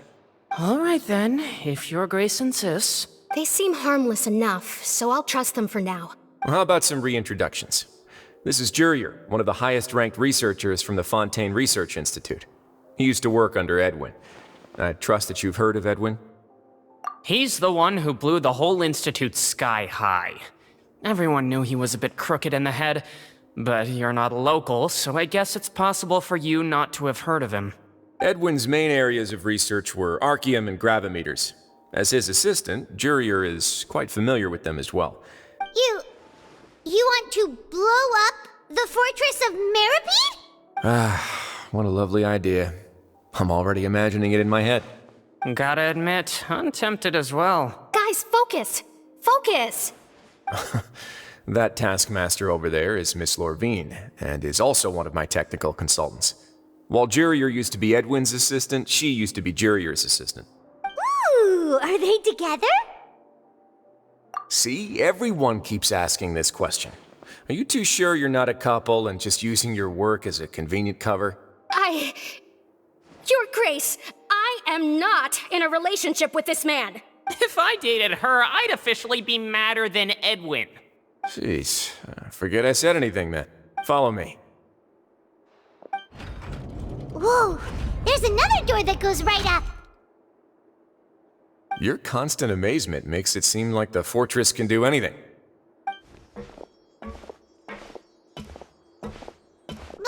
Paimon really thinks everything's super cool.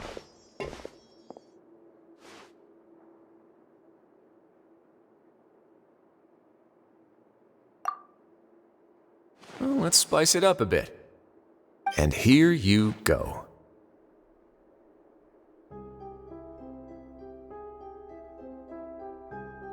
What a huge ship! This is also a production zone that Paimon's never seen before. What's going on? How much do you know about Fontainian history? Not much at all. Well, then maybe you haven't heard the story of ancient Lemuria. To give you a quick rundown, Fontaine used to be ruled by the Lemurian dynasty. According to legend, the Lemurian king Remus came to this land after being inspired by divine revelation and found the seer Sibila, who had taken on the form of a golden bee. Taking the golden bee with him and riding on a huge ship, the Fortuna, he created his nation above the surging waves. He called his nation Lemuria and used the Fortuna to incessantly search for new tribes and islands, calling on them to join his empire. There's a ship in this story too? Where there's water, there'll be ships. People believe that hope can always be found at the end of a voyage. Do you believe that too? To a point, I think. As you've already seen, I have a whole factory's worth of labor, materials, and technology at my disposal. Certainly can't hurt to give it a try. So the moment I began to speculate that the primordialsea might lie underneath the gate, I also began this project. Were you inspired by the legendary Fortuna? Maybe. Fontainians need something to hold on to cope with the impending disaster. Were the workers to find out the truth behind this ship, riots would destroy the fortress faster than any catastrophe. As the fortress's administrator, I'd never make such a reckless call. All right, that's enough talking for now. I'll need another 3 cups of tea to soothe my throat. Do you have any other questions? Seems like you're good. Come on, I'll take you back.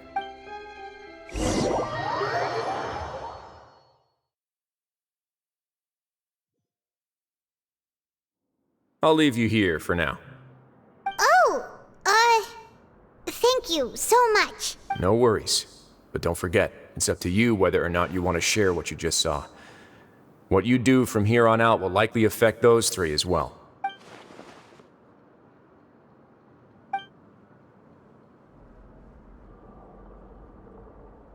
Yeah, we'll put a lot of thought into it for sure. Great. I look forward to what happens next.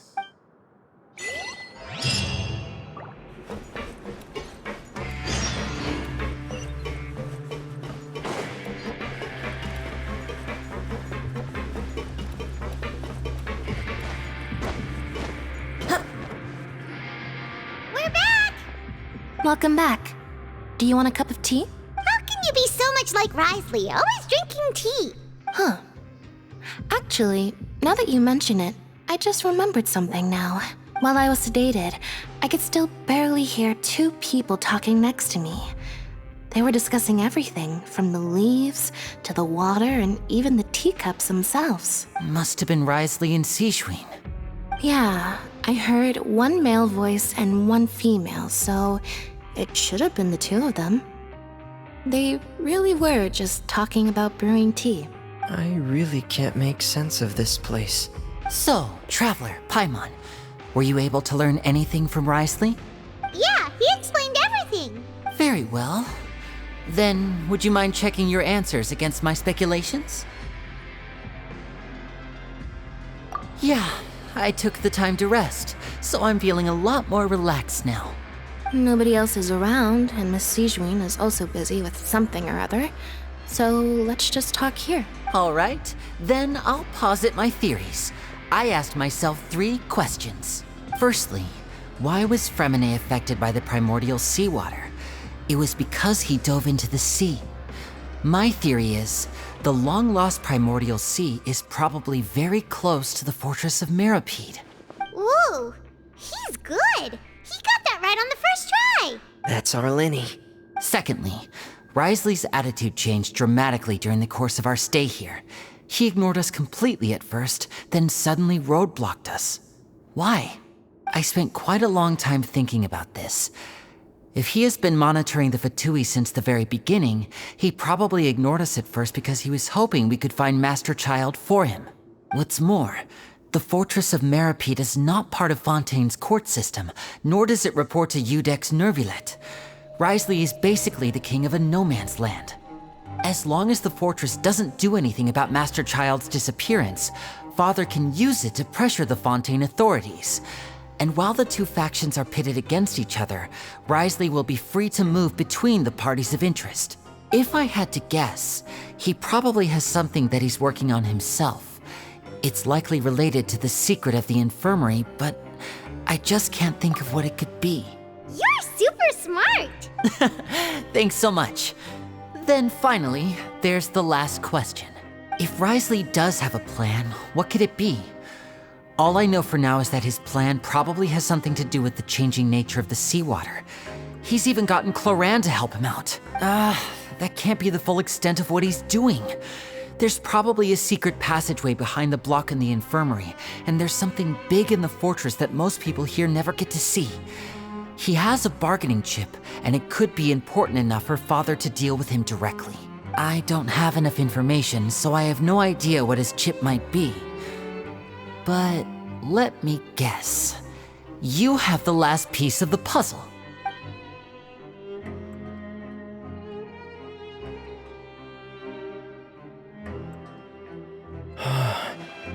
I can't believe it. The sea will engulf everyone. Just like the prophecy said. Could Wriothesley have wanted to meet Father to figure out a way to deal with this crisis? If you remember, I once mentioned that Father sees the House of the Hearth as her base of operations, and she truly wants to resolve the crisis. But how could Wriothesley have known that? Or perhaps he didn't know, and just wanted to bring Father over to his side? Which could be why he said he just wanted to negotiate. Yeah, that makes sense to me. I understand your concerns as well, Traveler. I'll figure out a way to pass this on to our father. No matter what, we're on your side. The two of you have already aided us far too much. We probably wouldn't be standing here right now if not for you. If you ever need anything else going forward, please come to the House of the Hearth at any time. Though you may not share the sentiment, after all that we've gone through together, the 3 of us basically see you as family now. You have my gratitude. Thank you for protecting Lyney when it really mattered. And thank you for sharing the secrets of the fortress with us. We didn't think you were going to do it. Why are you being so formal all of a sudden? Given your strength, you might not need our help at all. But if you are ever in danger, we will try our best to protect you. Aww, the sound of that makes Paimon feel all warm and safe inside. Paimon's hungry. Oh, You've done so much already. Go get some food. Alright, then we'll catch you guys another time.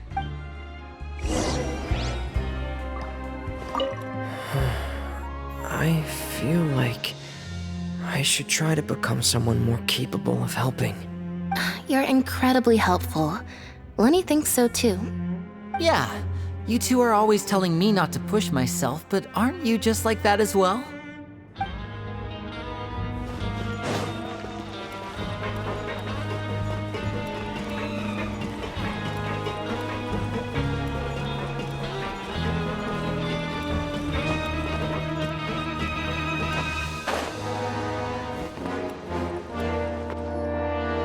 It's time for dinner. Welfare meals now being served in the coupon cafeteria.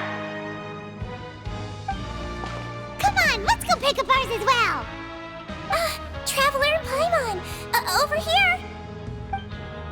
Are you here for dinner too, Miss Sigwine?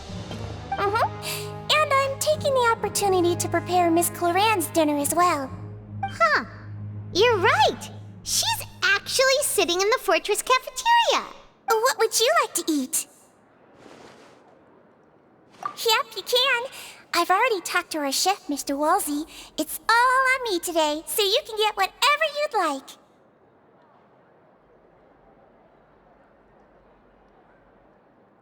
Me too! Don't forget Paimon! No problem. Just leave it to me.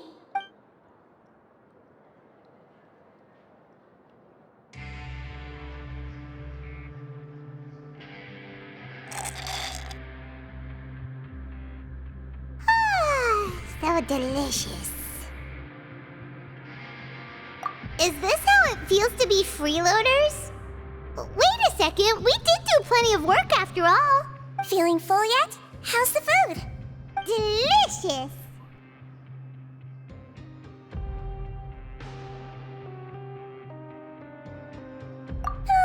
I'm so glad to see you all so happy. Oh, see, the expression on your face just now? The muscle here just moved, which suggests that you're feeling quite relaxed at the moment. Sigwine, do you do this to help your patients or to better understand human beings? A bit of both, I suppose. I'm a Melusine, which means I'm very different from human beings. I must know what you're thinking if I want to take good care of you. You're really good at taking care of people. Even though you're so short, you still talk and act like an older sister. Really? You're reminded of an older sister? That's great to hear. Oh, and what did you mean back in Wriothesley's office? When you said that you were protecting Lyney and his siblings as well? Oh, that. I just asked His Grace to look out for those children, especially that diver boy. I was getting a bit worried after hearing that something was wrong with the water. Thankfully, Cloran is very strong and managed to save him in the nick of time. His Grace also sealed the pipes after Cloran left, to make sure that Lyney wouldn't impulsively chase after his brother. Although the path was blocked, we still stationed some guards there to stop anyone from approaching. They were instructed to only open the door once Miss Cloran had returned. Oh, and I was keeping an eye on Mr. Lyney as well. We had to press him, but we couldn't allow him to be in any real danger. You were all super considerate and really thought everything through. It's just what we do down here at the fortress. At least this has been His Grace's style for as long as he's been the leader. Oh, I really wish Monsieur Neuvillete would come down here more often too. I feel like he'd like it here, with all the darkness and chaos.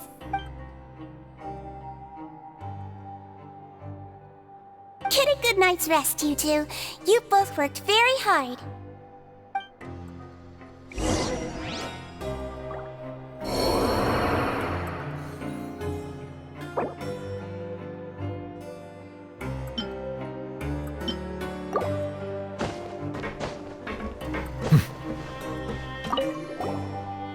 Cloran!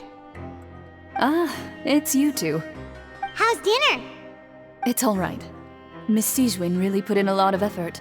So we heard that Wriothesley invited you to come down to help, and you saved Freminent too! You sure work super fast! Oh, it was child's play.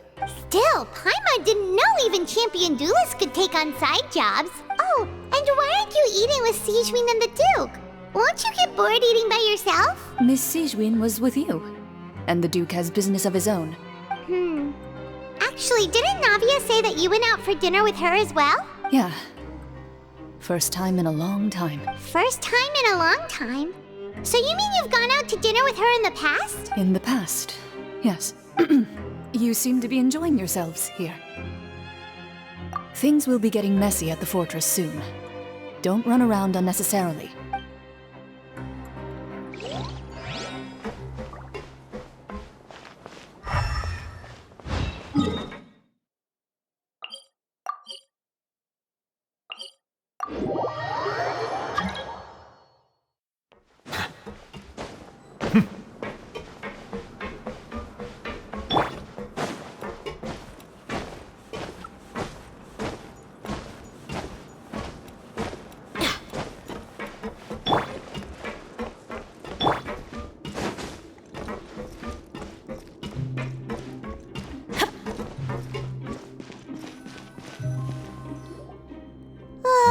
So much has happened.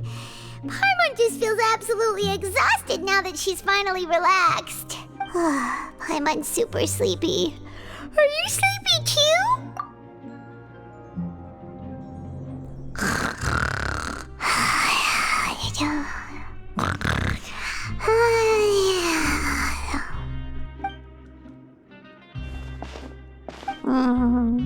Delicious. Paimon wants seconds for free.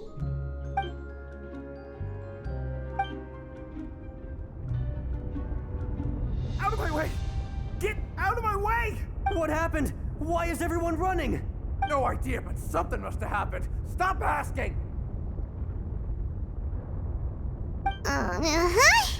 Who's yelling?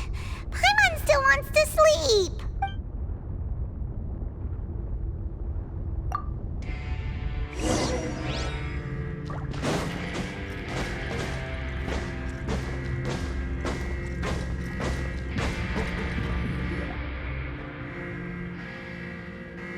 What happened? Why is everyone running around? Hey, what are you doing? No time to explain, mate. Goodbye. Hey, wait!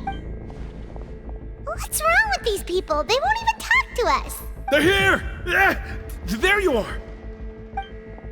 Oh, thank goodness! Quisto and Laveroon, do you know what happened here? We came here especially to inform you. Something seems to have gone terribly wrong just now. His Grace is telling everyone to evacuate and get out of here. Laveroon was saying you two are new here and you don't have many friends, so you might slip through the cracks. Haven't you heard all the stories like that? An evacuation is successfully completed, yet you only find out once you do a head count that 1 or 2 people are missing. Wait, weren't you the one who brought that up? Why is it suddenly my idea? Hey, shut up! Okay, whatever. The point is, you should come with us. Yeah, he said to get as far away as possible, upwards and outward. Oh no, it can't be that thing! Whoa, wait, what? What? Hey, where are you going? We have to go find the Duke! You two just go and get out! Go on without us! Hey! Be careful! Attention, please evacuate upwards and outwards, upwards and outwards. If you're already at the topmost layer, then try to move as far outwards as possible.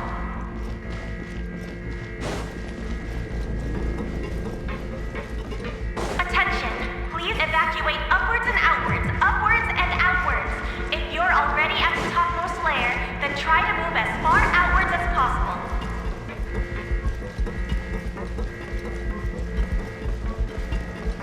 Attention.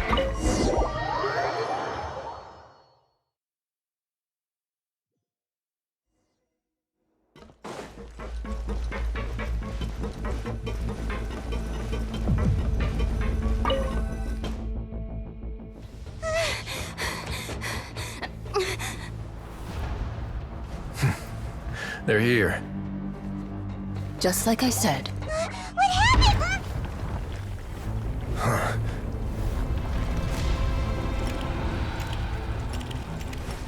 You're just in time. But be ready to run.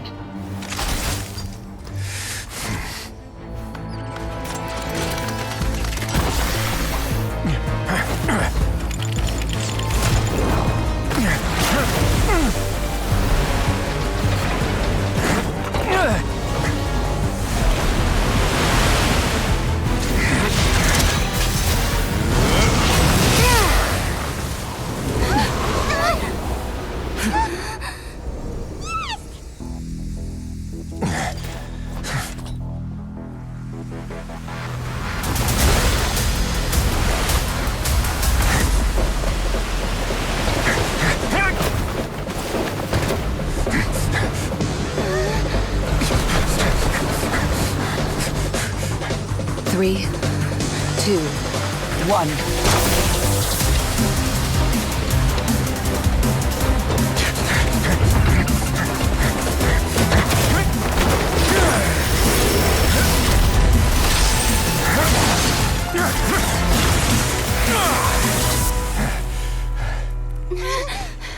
This won't hold it for long. Find Neuvillete. Tell him the defenses are about to collapse. Then what will happen to you? Until he arrives, we're the last line of defense.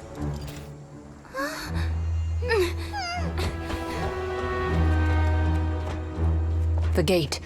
How long do you think it'll hold? That depends on us.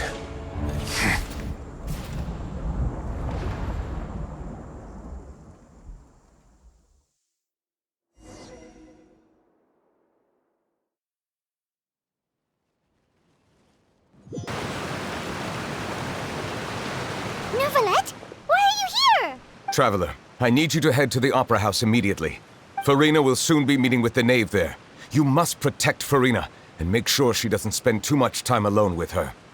Will do. You have my sincerest gratitude.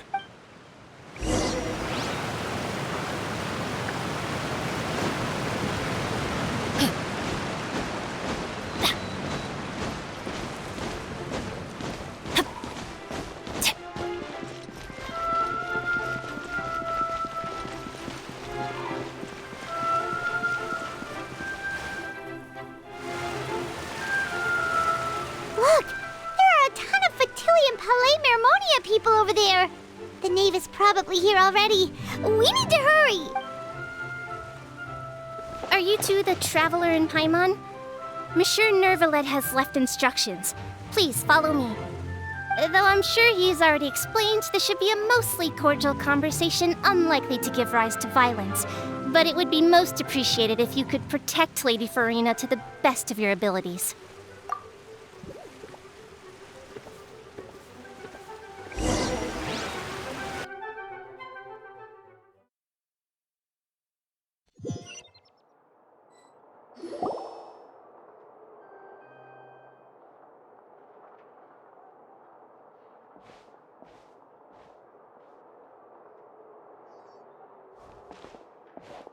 Oh, so you two are the honored guests Miss Furina mentioned. Of course, of course! How could they not attend a meeting such as this? I must always have 2 or more guests at my dessert table. Otherwise, the occasion would be too lonely and unbecoming of my station. It is my pleasure to make your acquaintance, traveler. I have heard much of your accomplishments. I am the Knave, one of the 11 Fatui Harbingers.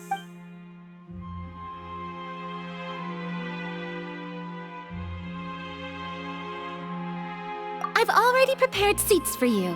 Come, sit beside me. Perhaps you two are unaware of how Miss Furina and I do things. You see, we actually recently agreed to get together for tea when we had the time. See this? This is a limited type of confectionery that Miss Furina simply adores. There are only 16 slices sold every day. Here, why don't you and Paimon have a taste?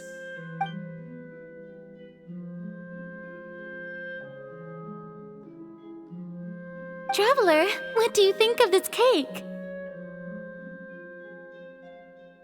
That's good to hear. So what Childe said was on the mark after all. You do share a taste in desserts with Furina and I.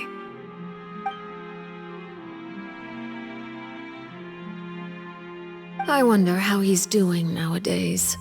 You must have heard, right? He's suddenly gone missing. I'm really worried about his safety, you know.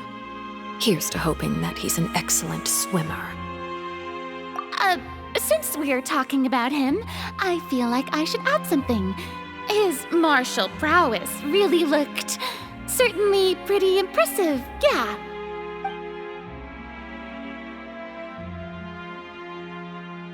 Oh, so you're also familiar with his aptitude for fighting, Miss Furina. Oh, right. I almost forgot. Childe was subdued by Eudex's Neuvillete right in front of you. Against ordinary people, my colleague would never be on the back foot. But alas, he just never imagined he'd run into such a person. I must express my admiration for Monsieur Neuvillete. Coming from you, that's not surprising at all. But I thought you would be happier to hear the news. Of course, but it's still a bit of a shame. You see, I would have been far happier had I received this news somewhat earlier. As you well know, a long time has passed since Childe disappeared. Well, in any case, there's no need to worry. We know for sure that Childe is still alive. Oh, and just how do you know that? Because we found evidence that proved he left the Fortress of Meripede. And where did he go after leaving the fortress? Well...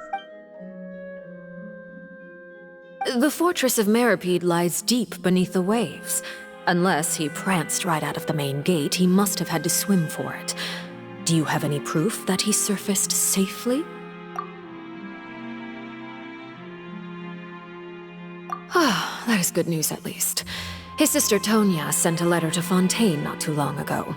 Since he was unfortunately unavailable, I picked it up on his behalf. Do you have any idea how he usually writes back to his family? Dear Tonya, your letter made me feel like we were still enjoying our time in Snezhnaya together.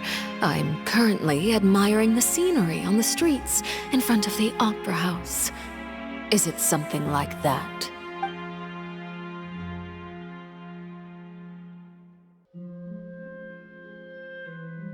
All letters tend to follow the same few formats anyway, right?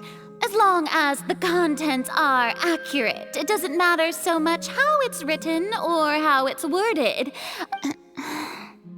Hold on. The water in the teacup is shaking. I suppose this is also a sign of things to come, Miss Furina. Huh? I don't quite understand what you're trying to say.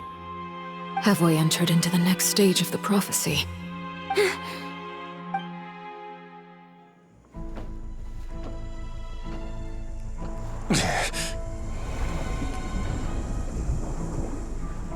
My thanks to you both. I will take it from here.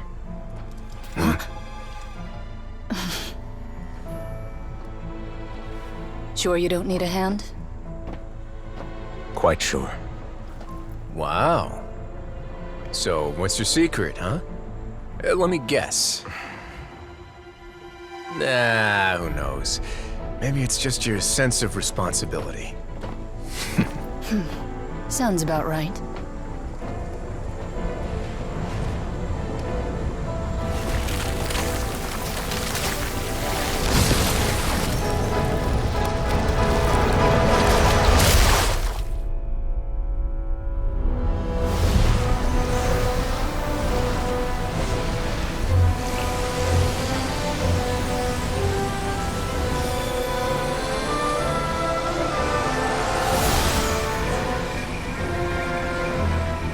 Day may come when the prophecy is fulfilled, and the waters burst forth. But it is not this day! This ancient power could easily obliterate an entire race. The tsunami of fury would unleash endless catastrophe.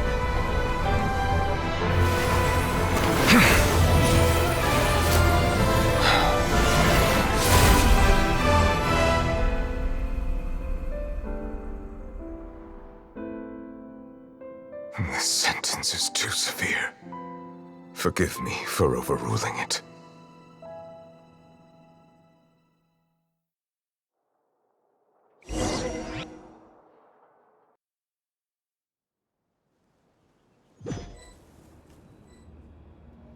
All right. Seems like the problem inside has been suppressed. Let me guess, we're safe for now. Indeed. But only for now. I win this bet. You owe me a present. Very well. It was indeed just as you said. You made a bet? We made a bet on the size of your entourage.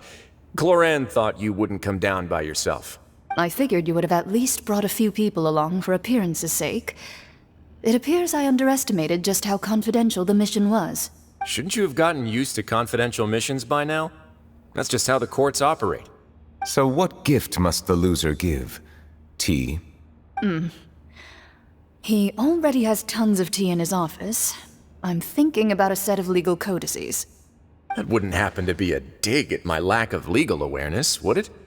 Well, I'm sure His Grace doesn't consider the fortress to be outside the law. I was under the impression the residents of a place like this would be uninterested in the legal codices. That was obviously a joke. Anyway, you've still got some unfinished business to attend to in the overworld, correct? No need to stay here if you have a pressing matter. We all know you can't leave Palais Mermonia for long. Thank you. I hope everything went smoothly with the Fatui Harbinger.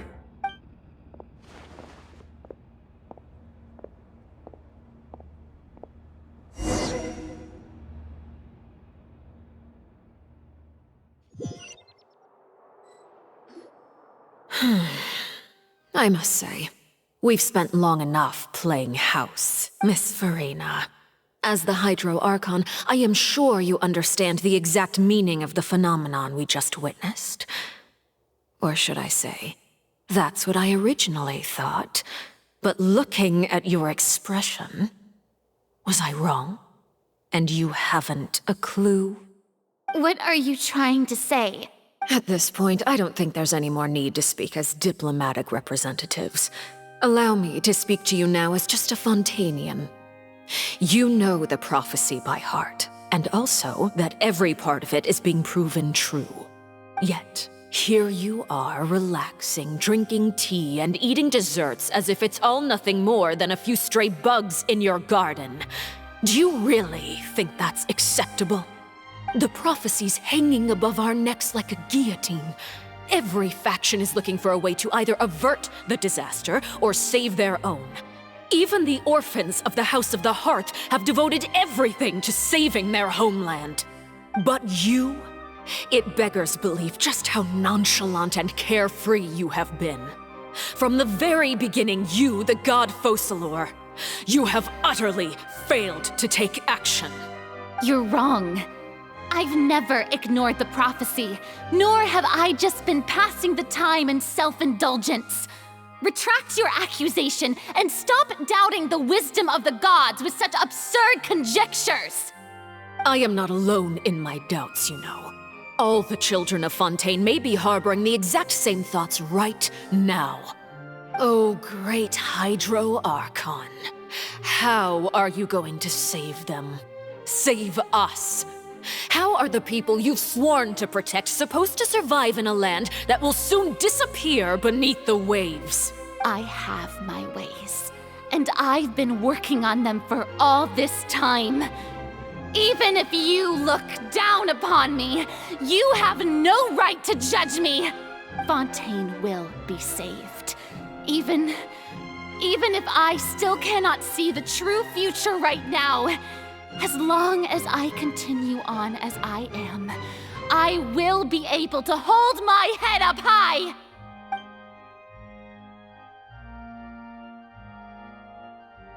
Then I ask you, Miss Furina, just what have you been working on? Where can we see it, and what is it doing to help?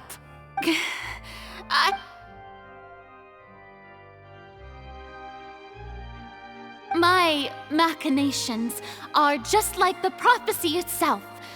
They will only reveal themselves at the fated time.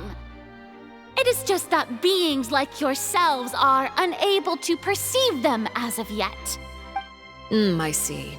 As a god, the proof of your labor always lies beyond prying mortal eyes. Allow me to be so bold as to ask another way.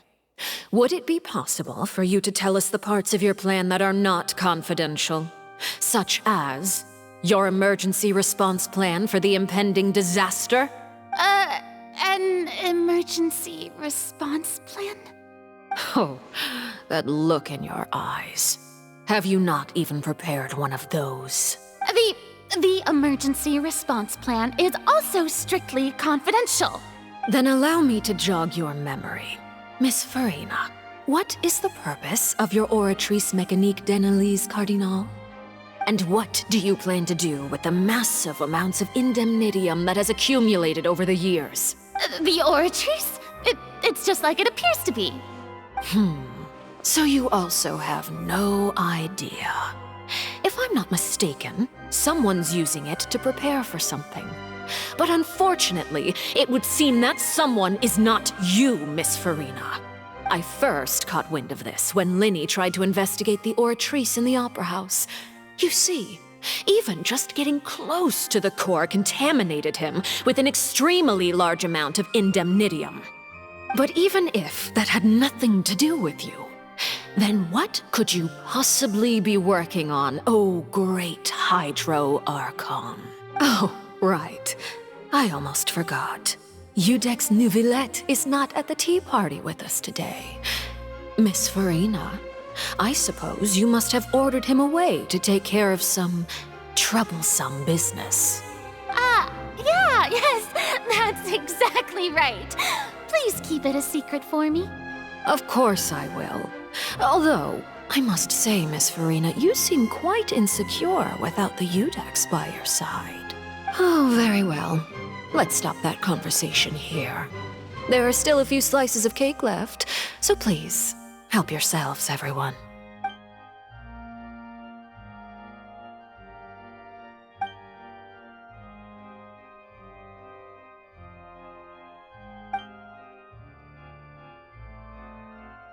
Traveler, I heard that you were recently commissioned to handle a few matters on behalf of the Udex.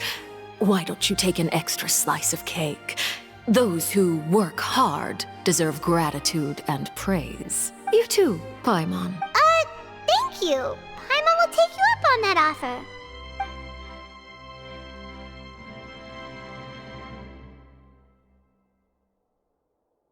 Oh, Paimon's super full. That cake was great. If it's on my tea table, it must be of the highest quality. Yes, and we must thank the Knave for bringing these over as well. You're welcome. I'm sure the cake also felt greatly honored to be featured at Miss Furina's table. And I was merely catering to Miss Furina's tastes, seeking a chance to chat over tea. It is getting late. Why don't we call it a day? There are still a few matters that I need to take care of, so I must take my leave now. Very well. We'll end it here. Mind seeing me off, Traveler? We could use the opportunity to discuss Childe before I must be on my way. Paimon's coming too!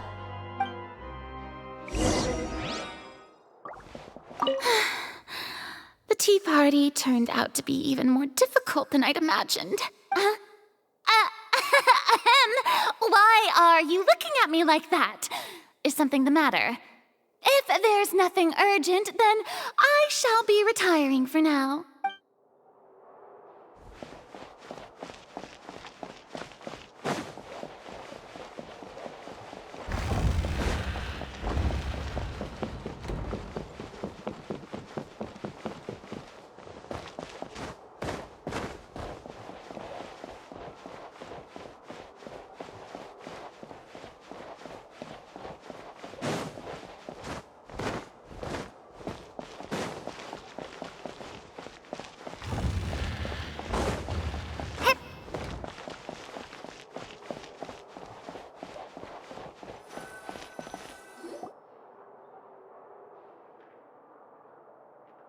I'm glad that you were willing to come with me.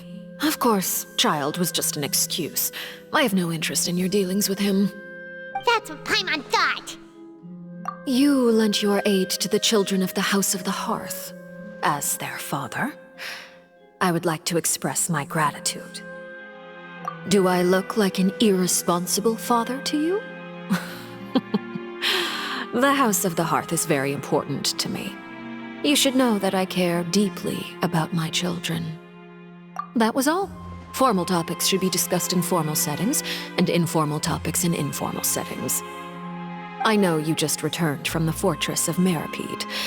Relax. I have no intention of trying to get anything out of you. Lyney, Lynette, and Freminent are still there, and I trust their judgment and abilities. They've all been working very hard and have always done all they can to fight back against anyone who tried to stop them, especially Lyney. You mean Wriothesley. He's a tricky one to deal with. It's unfortunate that Lyney's so eager to prove himself that he can't learn to rely on others, including me. By the way, and you can just consider this a bit of idle gossip, but what's your impression of Furina? You are outside of our disputes, and the freest person in all of Fontaine, able to move around most easily. Allow me to share my perspective with you. And that's everything that happened during the trial. Master Childe was declared guilty and immediately transported to the fortress of Meripede. Didn't he say he was coming here on vacation? Does he not feel an ounce of shame for all the trouble he has caused? Forget it. He did give us an opportunity. I will be meeting someone shortly. Do you require help with any preparations? No need. I will take care of it myself. I need to meet with Furina, the Hydro Archon. She is at the heart of Fontaine. But what's fascinating about her is that she often seems more like a celebrity than a working Archon. Oh? Come over here, you little critter, you! You dare to run from me? Stop right this instant! My goal is just to discover the location of the Gnosis. But I didn't expect the chance to approach Furina to be handed to me on a silver platter. This is so easy, it's actually making me a bit suspicious. Anything left unguarded is usually just bait. But no one will blame someone for taking the bait. After all, from the moment it was attached to the hook, the bait is meant to be sacrificed. It's just as I guessed in the second before I struck. The Hydronosis is not currently held by the Archon. In fact, this Archon doesn't seem like a god at all. And I sense that she's under some kind of curse. Who are you? And what are you trying to do? Please don't kill me! I'm begging you, please! The fear in her pupils is genuine. So perhaps she's not bait after all. I left the scene with ease. Nobody came looking for me, and nobody could serve as a witness to my near assassination of Focalor. I suspect even Furina dares not mention this incident to anyone. Not long after, my informants confirmed what I had guessed. After returning to her quarters, Furina quietly cried alone. She was so scared that she could not sleep that night, nor could she even bring herself to eat her cake. There's no doubt that there's something wrong with her. I began to entertain the possibility that she is not the true Hydro Archon. Perhaps Iudex Neuvillete is actually the genuine article. I have to find the Gnosis. If the Neuvillete hypothesis is correct, he is probably in possession of it. Alternatively, it might have been hidden in a place that's hard for ordinary people to access. Yes, Father. My dear children, please speak. News from the fortress of Meripede. Master Childe has gone missing. On top of that, the contacts and guards we bribed at the fortress have all gone quiet as well.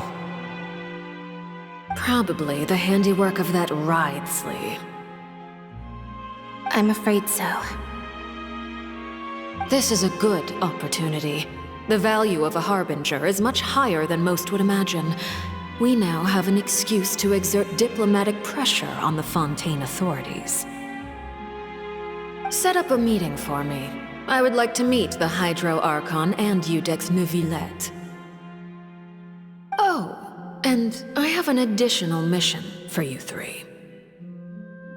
Yes, Father. Tartaglia's disappearance was not a part of my plan, but I can use it to make a breakthrough. With this as my excuse, I can ask for an official audience and continue my investigation of Furina and Iudex Neuvillete.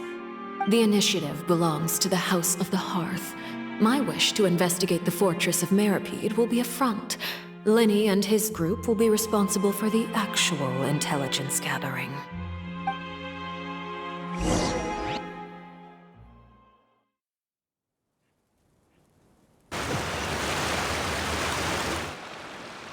You should know the rest. Lyney's group is quite close to you, so they wouldn't have hidden anything from you. You attacked the Hydro Archon? It wouldn't mean anything, even if you shouted it from the rooftops. After all, even Furina herself is still pretending that nothing of that sort ever happened. Alright then. I've now had 2 chances to enjoy tea with Furina. I have to say, the leadership of Fontaine is even more inscrutable than I had imagined. I once surmised that Iudex Neuvillete must be the Hydro Archon, but now, that doesn't seem right to me either. I am a servant of Her Majesty the Tsaritsa. Over my years of service, I've learned how a real Archon conducts and carries themselves. Whether Iudex Neuvillete or Furina, neither fits the bill. It's hard to imagine either of them as the Archon. Of course, that is all just how I feel. Gut feelings often do not require justification. It is, however, quite amusing to me that after all my years working in intelligence gathering, I've come to realize I am at a complete loss regarding the identity of the god of the land of my birth. Don't you think Fontaine is quite intriguing? A catastrophe looms, yet many secrets have yet to rise to the surface. It looks like Fontainians will have no choice but to save themselves. Ultimately, though, one must survive in order to do anything else. Should the need arise, I would be happy to cooperate with you. You don't need to commit to anything right now, of course. I have a feeling that the situation will continue to evolve, and as your name is often connected with noble deeds, I'm sure we will work together someday. He certainly returned quickly. You must want to catch up with each other, so I'll leave you to him. Neuvillete, is it over? For now, yes. But this issue will prove quite thorny in the long term. I'm concerned that sooner or later the prophesized events will occur. Thank you for protecting Furina. To put it simply, I used my power to force back the primordialsea and reseal the sluice gate.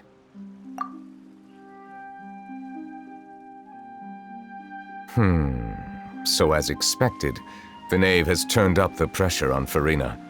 She's trying to feel her out, though I'm still unsure as to her motives. Permission granted. Whoa. It can't be that you're the real Hydro Archon, right? But that's just a speculation on our part, though. You can't tell us? Then that's okay. We can talk about something else. We won't try to force you. You guys in Fontaine are super strange. If by the phrase, "you guys," you are referring to Furina and I, then although I'm not sure just what you are trying to imply, I must clarify that I do not share her positions on a multitude of topics.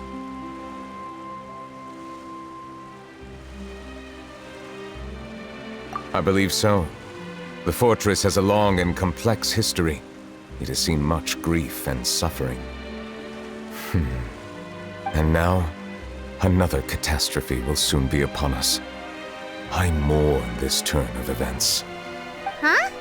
Why is it raining all of a sudden?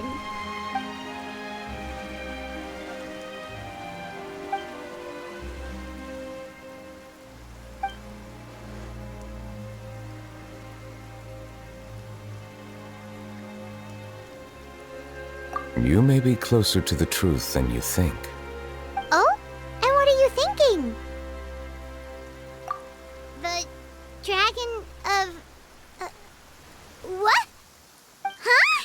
Please do not be so surprised. Furina? Neuvillete! Neuvillete, are you listening? We were just guessing randomly. We didn't guess right, did we? You're not actually the dragon sovereign of water, right? Well, if you don't want to confirm or deny... You guessed correctly. I sincerely hope you'll be able to keep this a secret for me. Right, of course. We'll definitely help you keep it a secret. There's still something Paimon wants to ask you, though. Please, go ahead.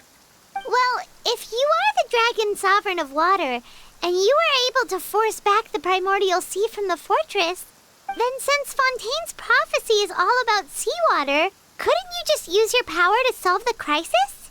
None of the currently living dragon sovereigns in the world, myself included, possess our full dragonhood. They say that when the first usurper arrived on Tevat, they seized a part of the dragon's power. Today, that stolen power is the basis of the Archon's authorities. There are 7 elemental Archons and 7 matching dragon sovereigns. The dragon sovereign of water who lived through that era perished a long time ago. As their successor, I know far less of that part of our ancient history. In any case, I believe I will not be able to do much unless the Archon disappears and returns their elemental authority to me. Given the status quo, however, I would recommend finding another way to deal with the prophecy. Oh, so even you can't solve it. I still have some urgent matters to attend to at my office. If you have any more questions regarding ancient history, you are welcome to discuss them with me at a later time. Please go right ahead. There's a place that Paimon wants to go too. Traveler, why don't we pay another visit to the Fortress of Meropide? Paimon is a little worried. We'll see you another time. Take care.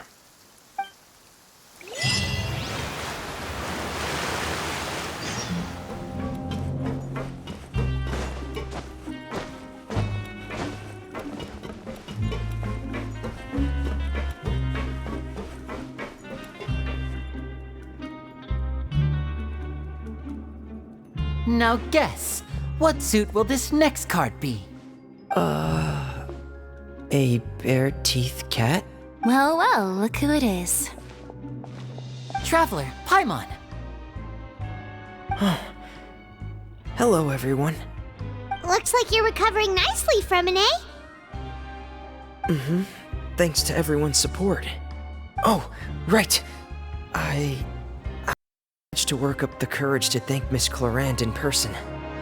Whoa, how did she react? She told me that it was nothing. It was as if saving a life wasn't a big deal to her at all. She also told me not to worry about it. She didn't want to stress you out, that's all. She's right, and it's best not to dwell on it. Yeah. Okay, but check this out. We went back to the opera house and we met the Knave. You met Father? Did she say anything to you? She said a few things that were, a bit hard to understand.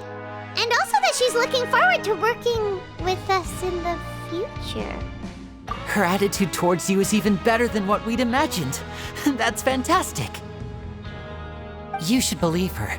She has her own way of doing things, and she'll do everything in her power to help those she considers close, which now might also include you.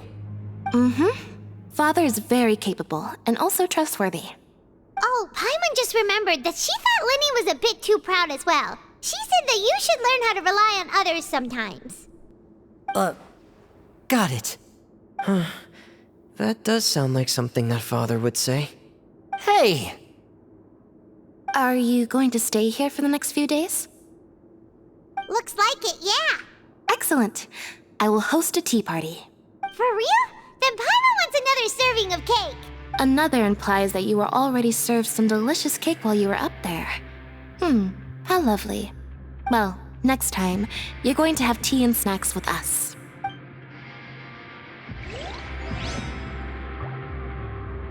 We should start preparing that tea party. Oh, that's a great idea. I'm all for it. I'll help you set it up.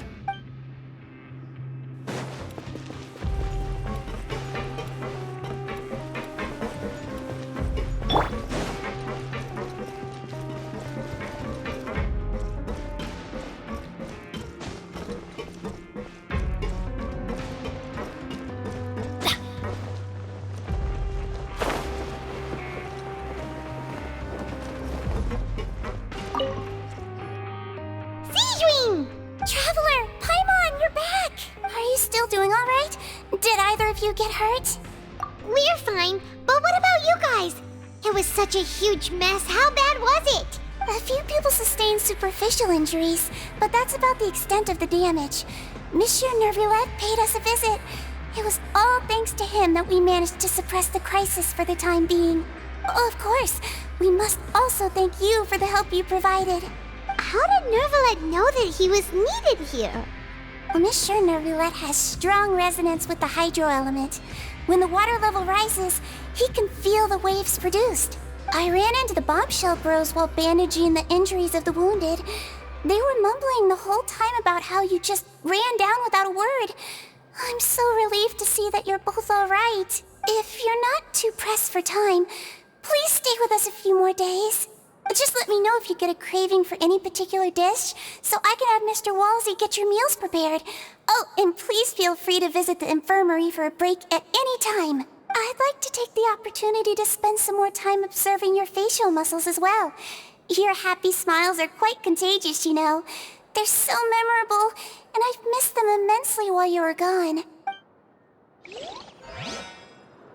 If you can find the time, please stay at the fortress for just a while longer. Off we go!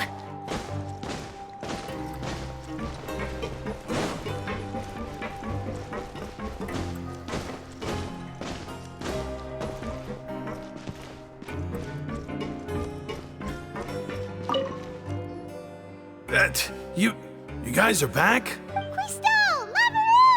You guys didn't get caught and thrown back down here, right? Huh? No, not at all. And here I thought you'd managed to escape from jail during all the commotion. I'd held you up as legendary jailbreakers, but now you're telling me you just never left? We're sorry, but we just had some business to take care of. All right. There's no need to get caught up in the details. We're just relieved to see you. He was super worried about you, you know. Hey, it wasn't just me. Weren't you super worried as well? Something like that, yeah. I was also transferred to work in the kitchen a few days ago. I can still hear Quisto mumbling to the carrots. Are those two all right? Do you think they made it out alive? Whenever he'd say that, I'd tell him I'm sure they're fine. Wherever they are, they're kicking back with drinks in hand, enjoying the lovely scenery. Hey, there's nothing wrong with worrying about your prison pals, is there? I mean, considering how they always love listening to all my gossip. These two. They sure are a lot warmer and friendlier than when Paimon first met them. Oh, well, if you say so. I'll be watching you to make sure you finish every last bite. Hey, why don't we have a meal with those two one of these days? You want to cook for them yourself? Why not? Good chance to show them what I can do.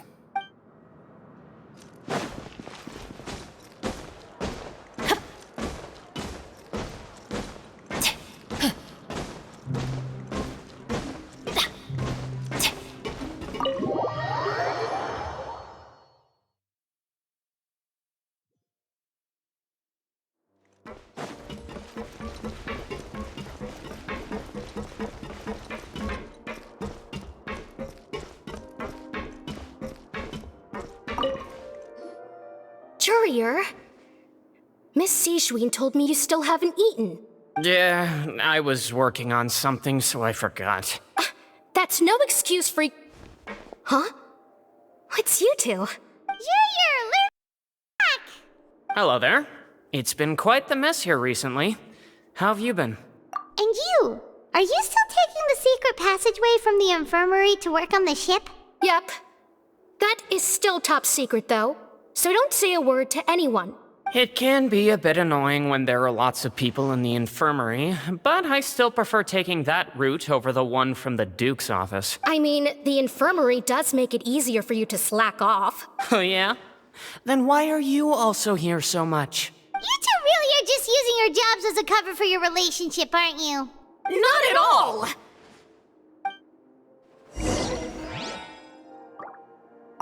Courier, the rumors about us are literally everywhere now. Please do something about it. But it's not like I caused them by myself. All right. I'll try to do something about it when I can find the time.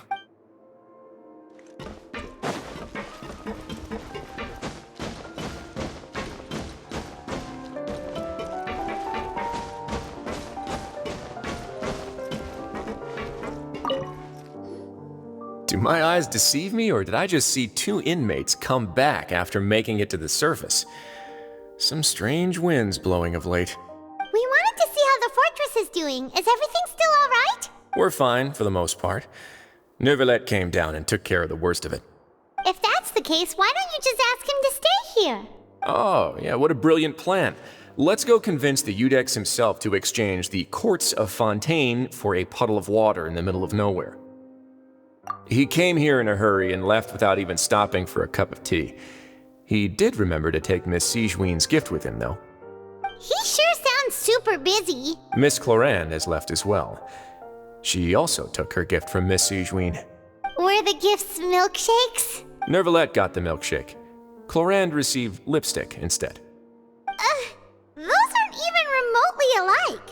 Well, it's Neuvillette's own fault for making Sigwine worried about his health by working so much. But besides that, our head nurse is still pretty fond of picking out beauty products for the ladies. Oh, and I have some gifts here for you as well. Are these from Sigwine too? Nope, they're from yours truly. You've already wrapped up your work at the fortress, so you can return to the surface at any time. You haven't yet served your full prison term, however, so you may continue to use your cell until your term is up. For real? Then we could stay here for a really long time? You may access the cafeteria for free. Hooray! Just remember to come complete your paperwork once it's time for your release.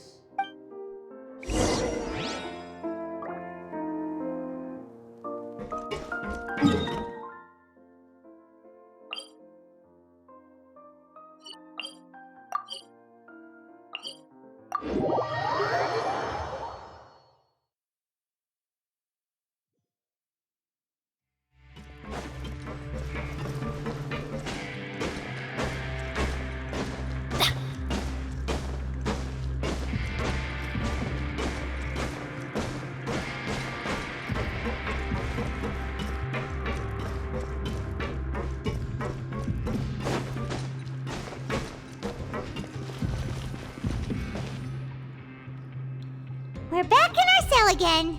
We're no longer prisoners though, so it really doesn't feel the same. Sure feels that way. But the truth is, we never did anything bad to begin with, so I'm not sure why we put so much pressure on ourselves. Huh? How did you know? Hey, that's not true! All right. Okay, Paimon just wanted to say that we really are an amazing duo after all. It's like we've now gone to so many places together and become friends with so many people. We've never stopped traveling or stopped meeting new friends. There are so many bad things in the world, and we're just 2 people, but we've still been solving problems no matter where we go. Isn't that pretty cool? You're counting Paimon today? Aren't you the only adventurer here? Then let's ask Catherine to give Paimon an adventurer handbook as well. Paimon will also be an adventurer from today forward. Just our thoughts making Paimon giddy. Paimon's gonna crash, so you sleep soon too. The last time we fell asleep here, we woke up to a whole mess outside our cell. The primordial seawater nearly rose up. That was so scary. We should be safe now, right? All right then. Good night to you, traveler.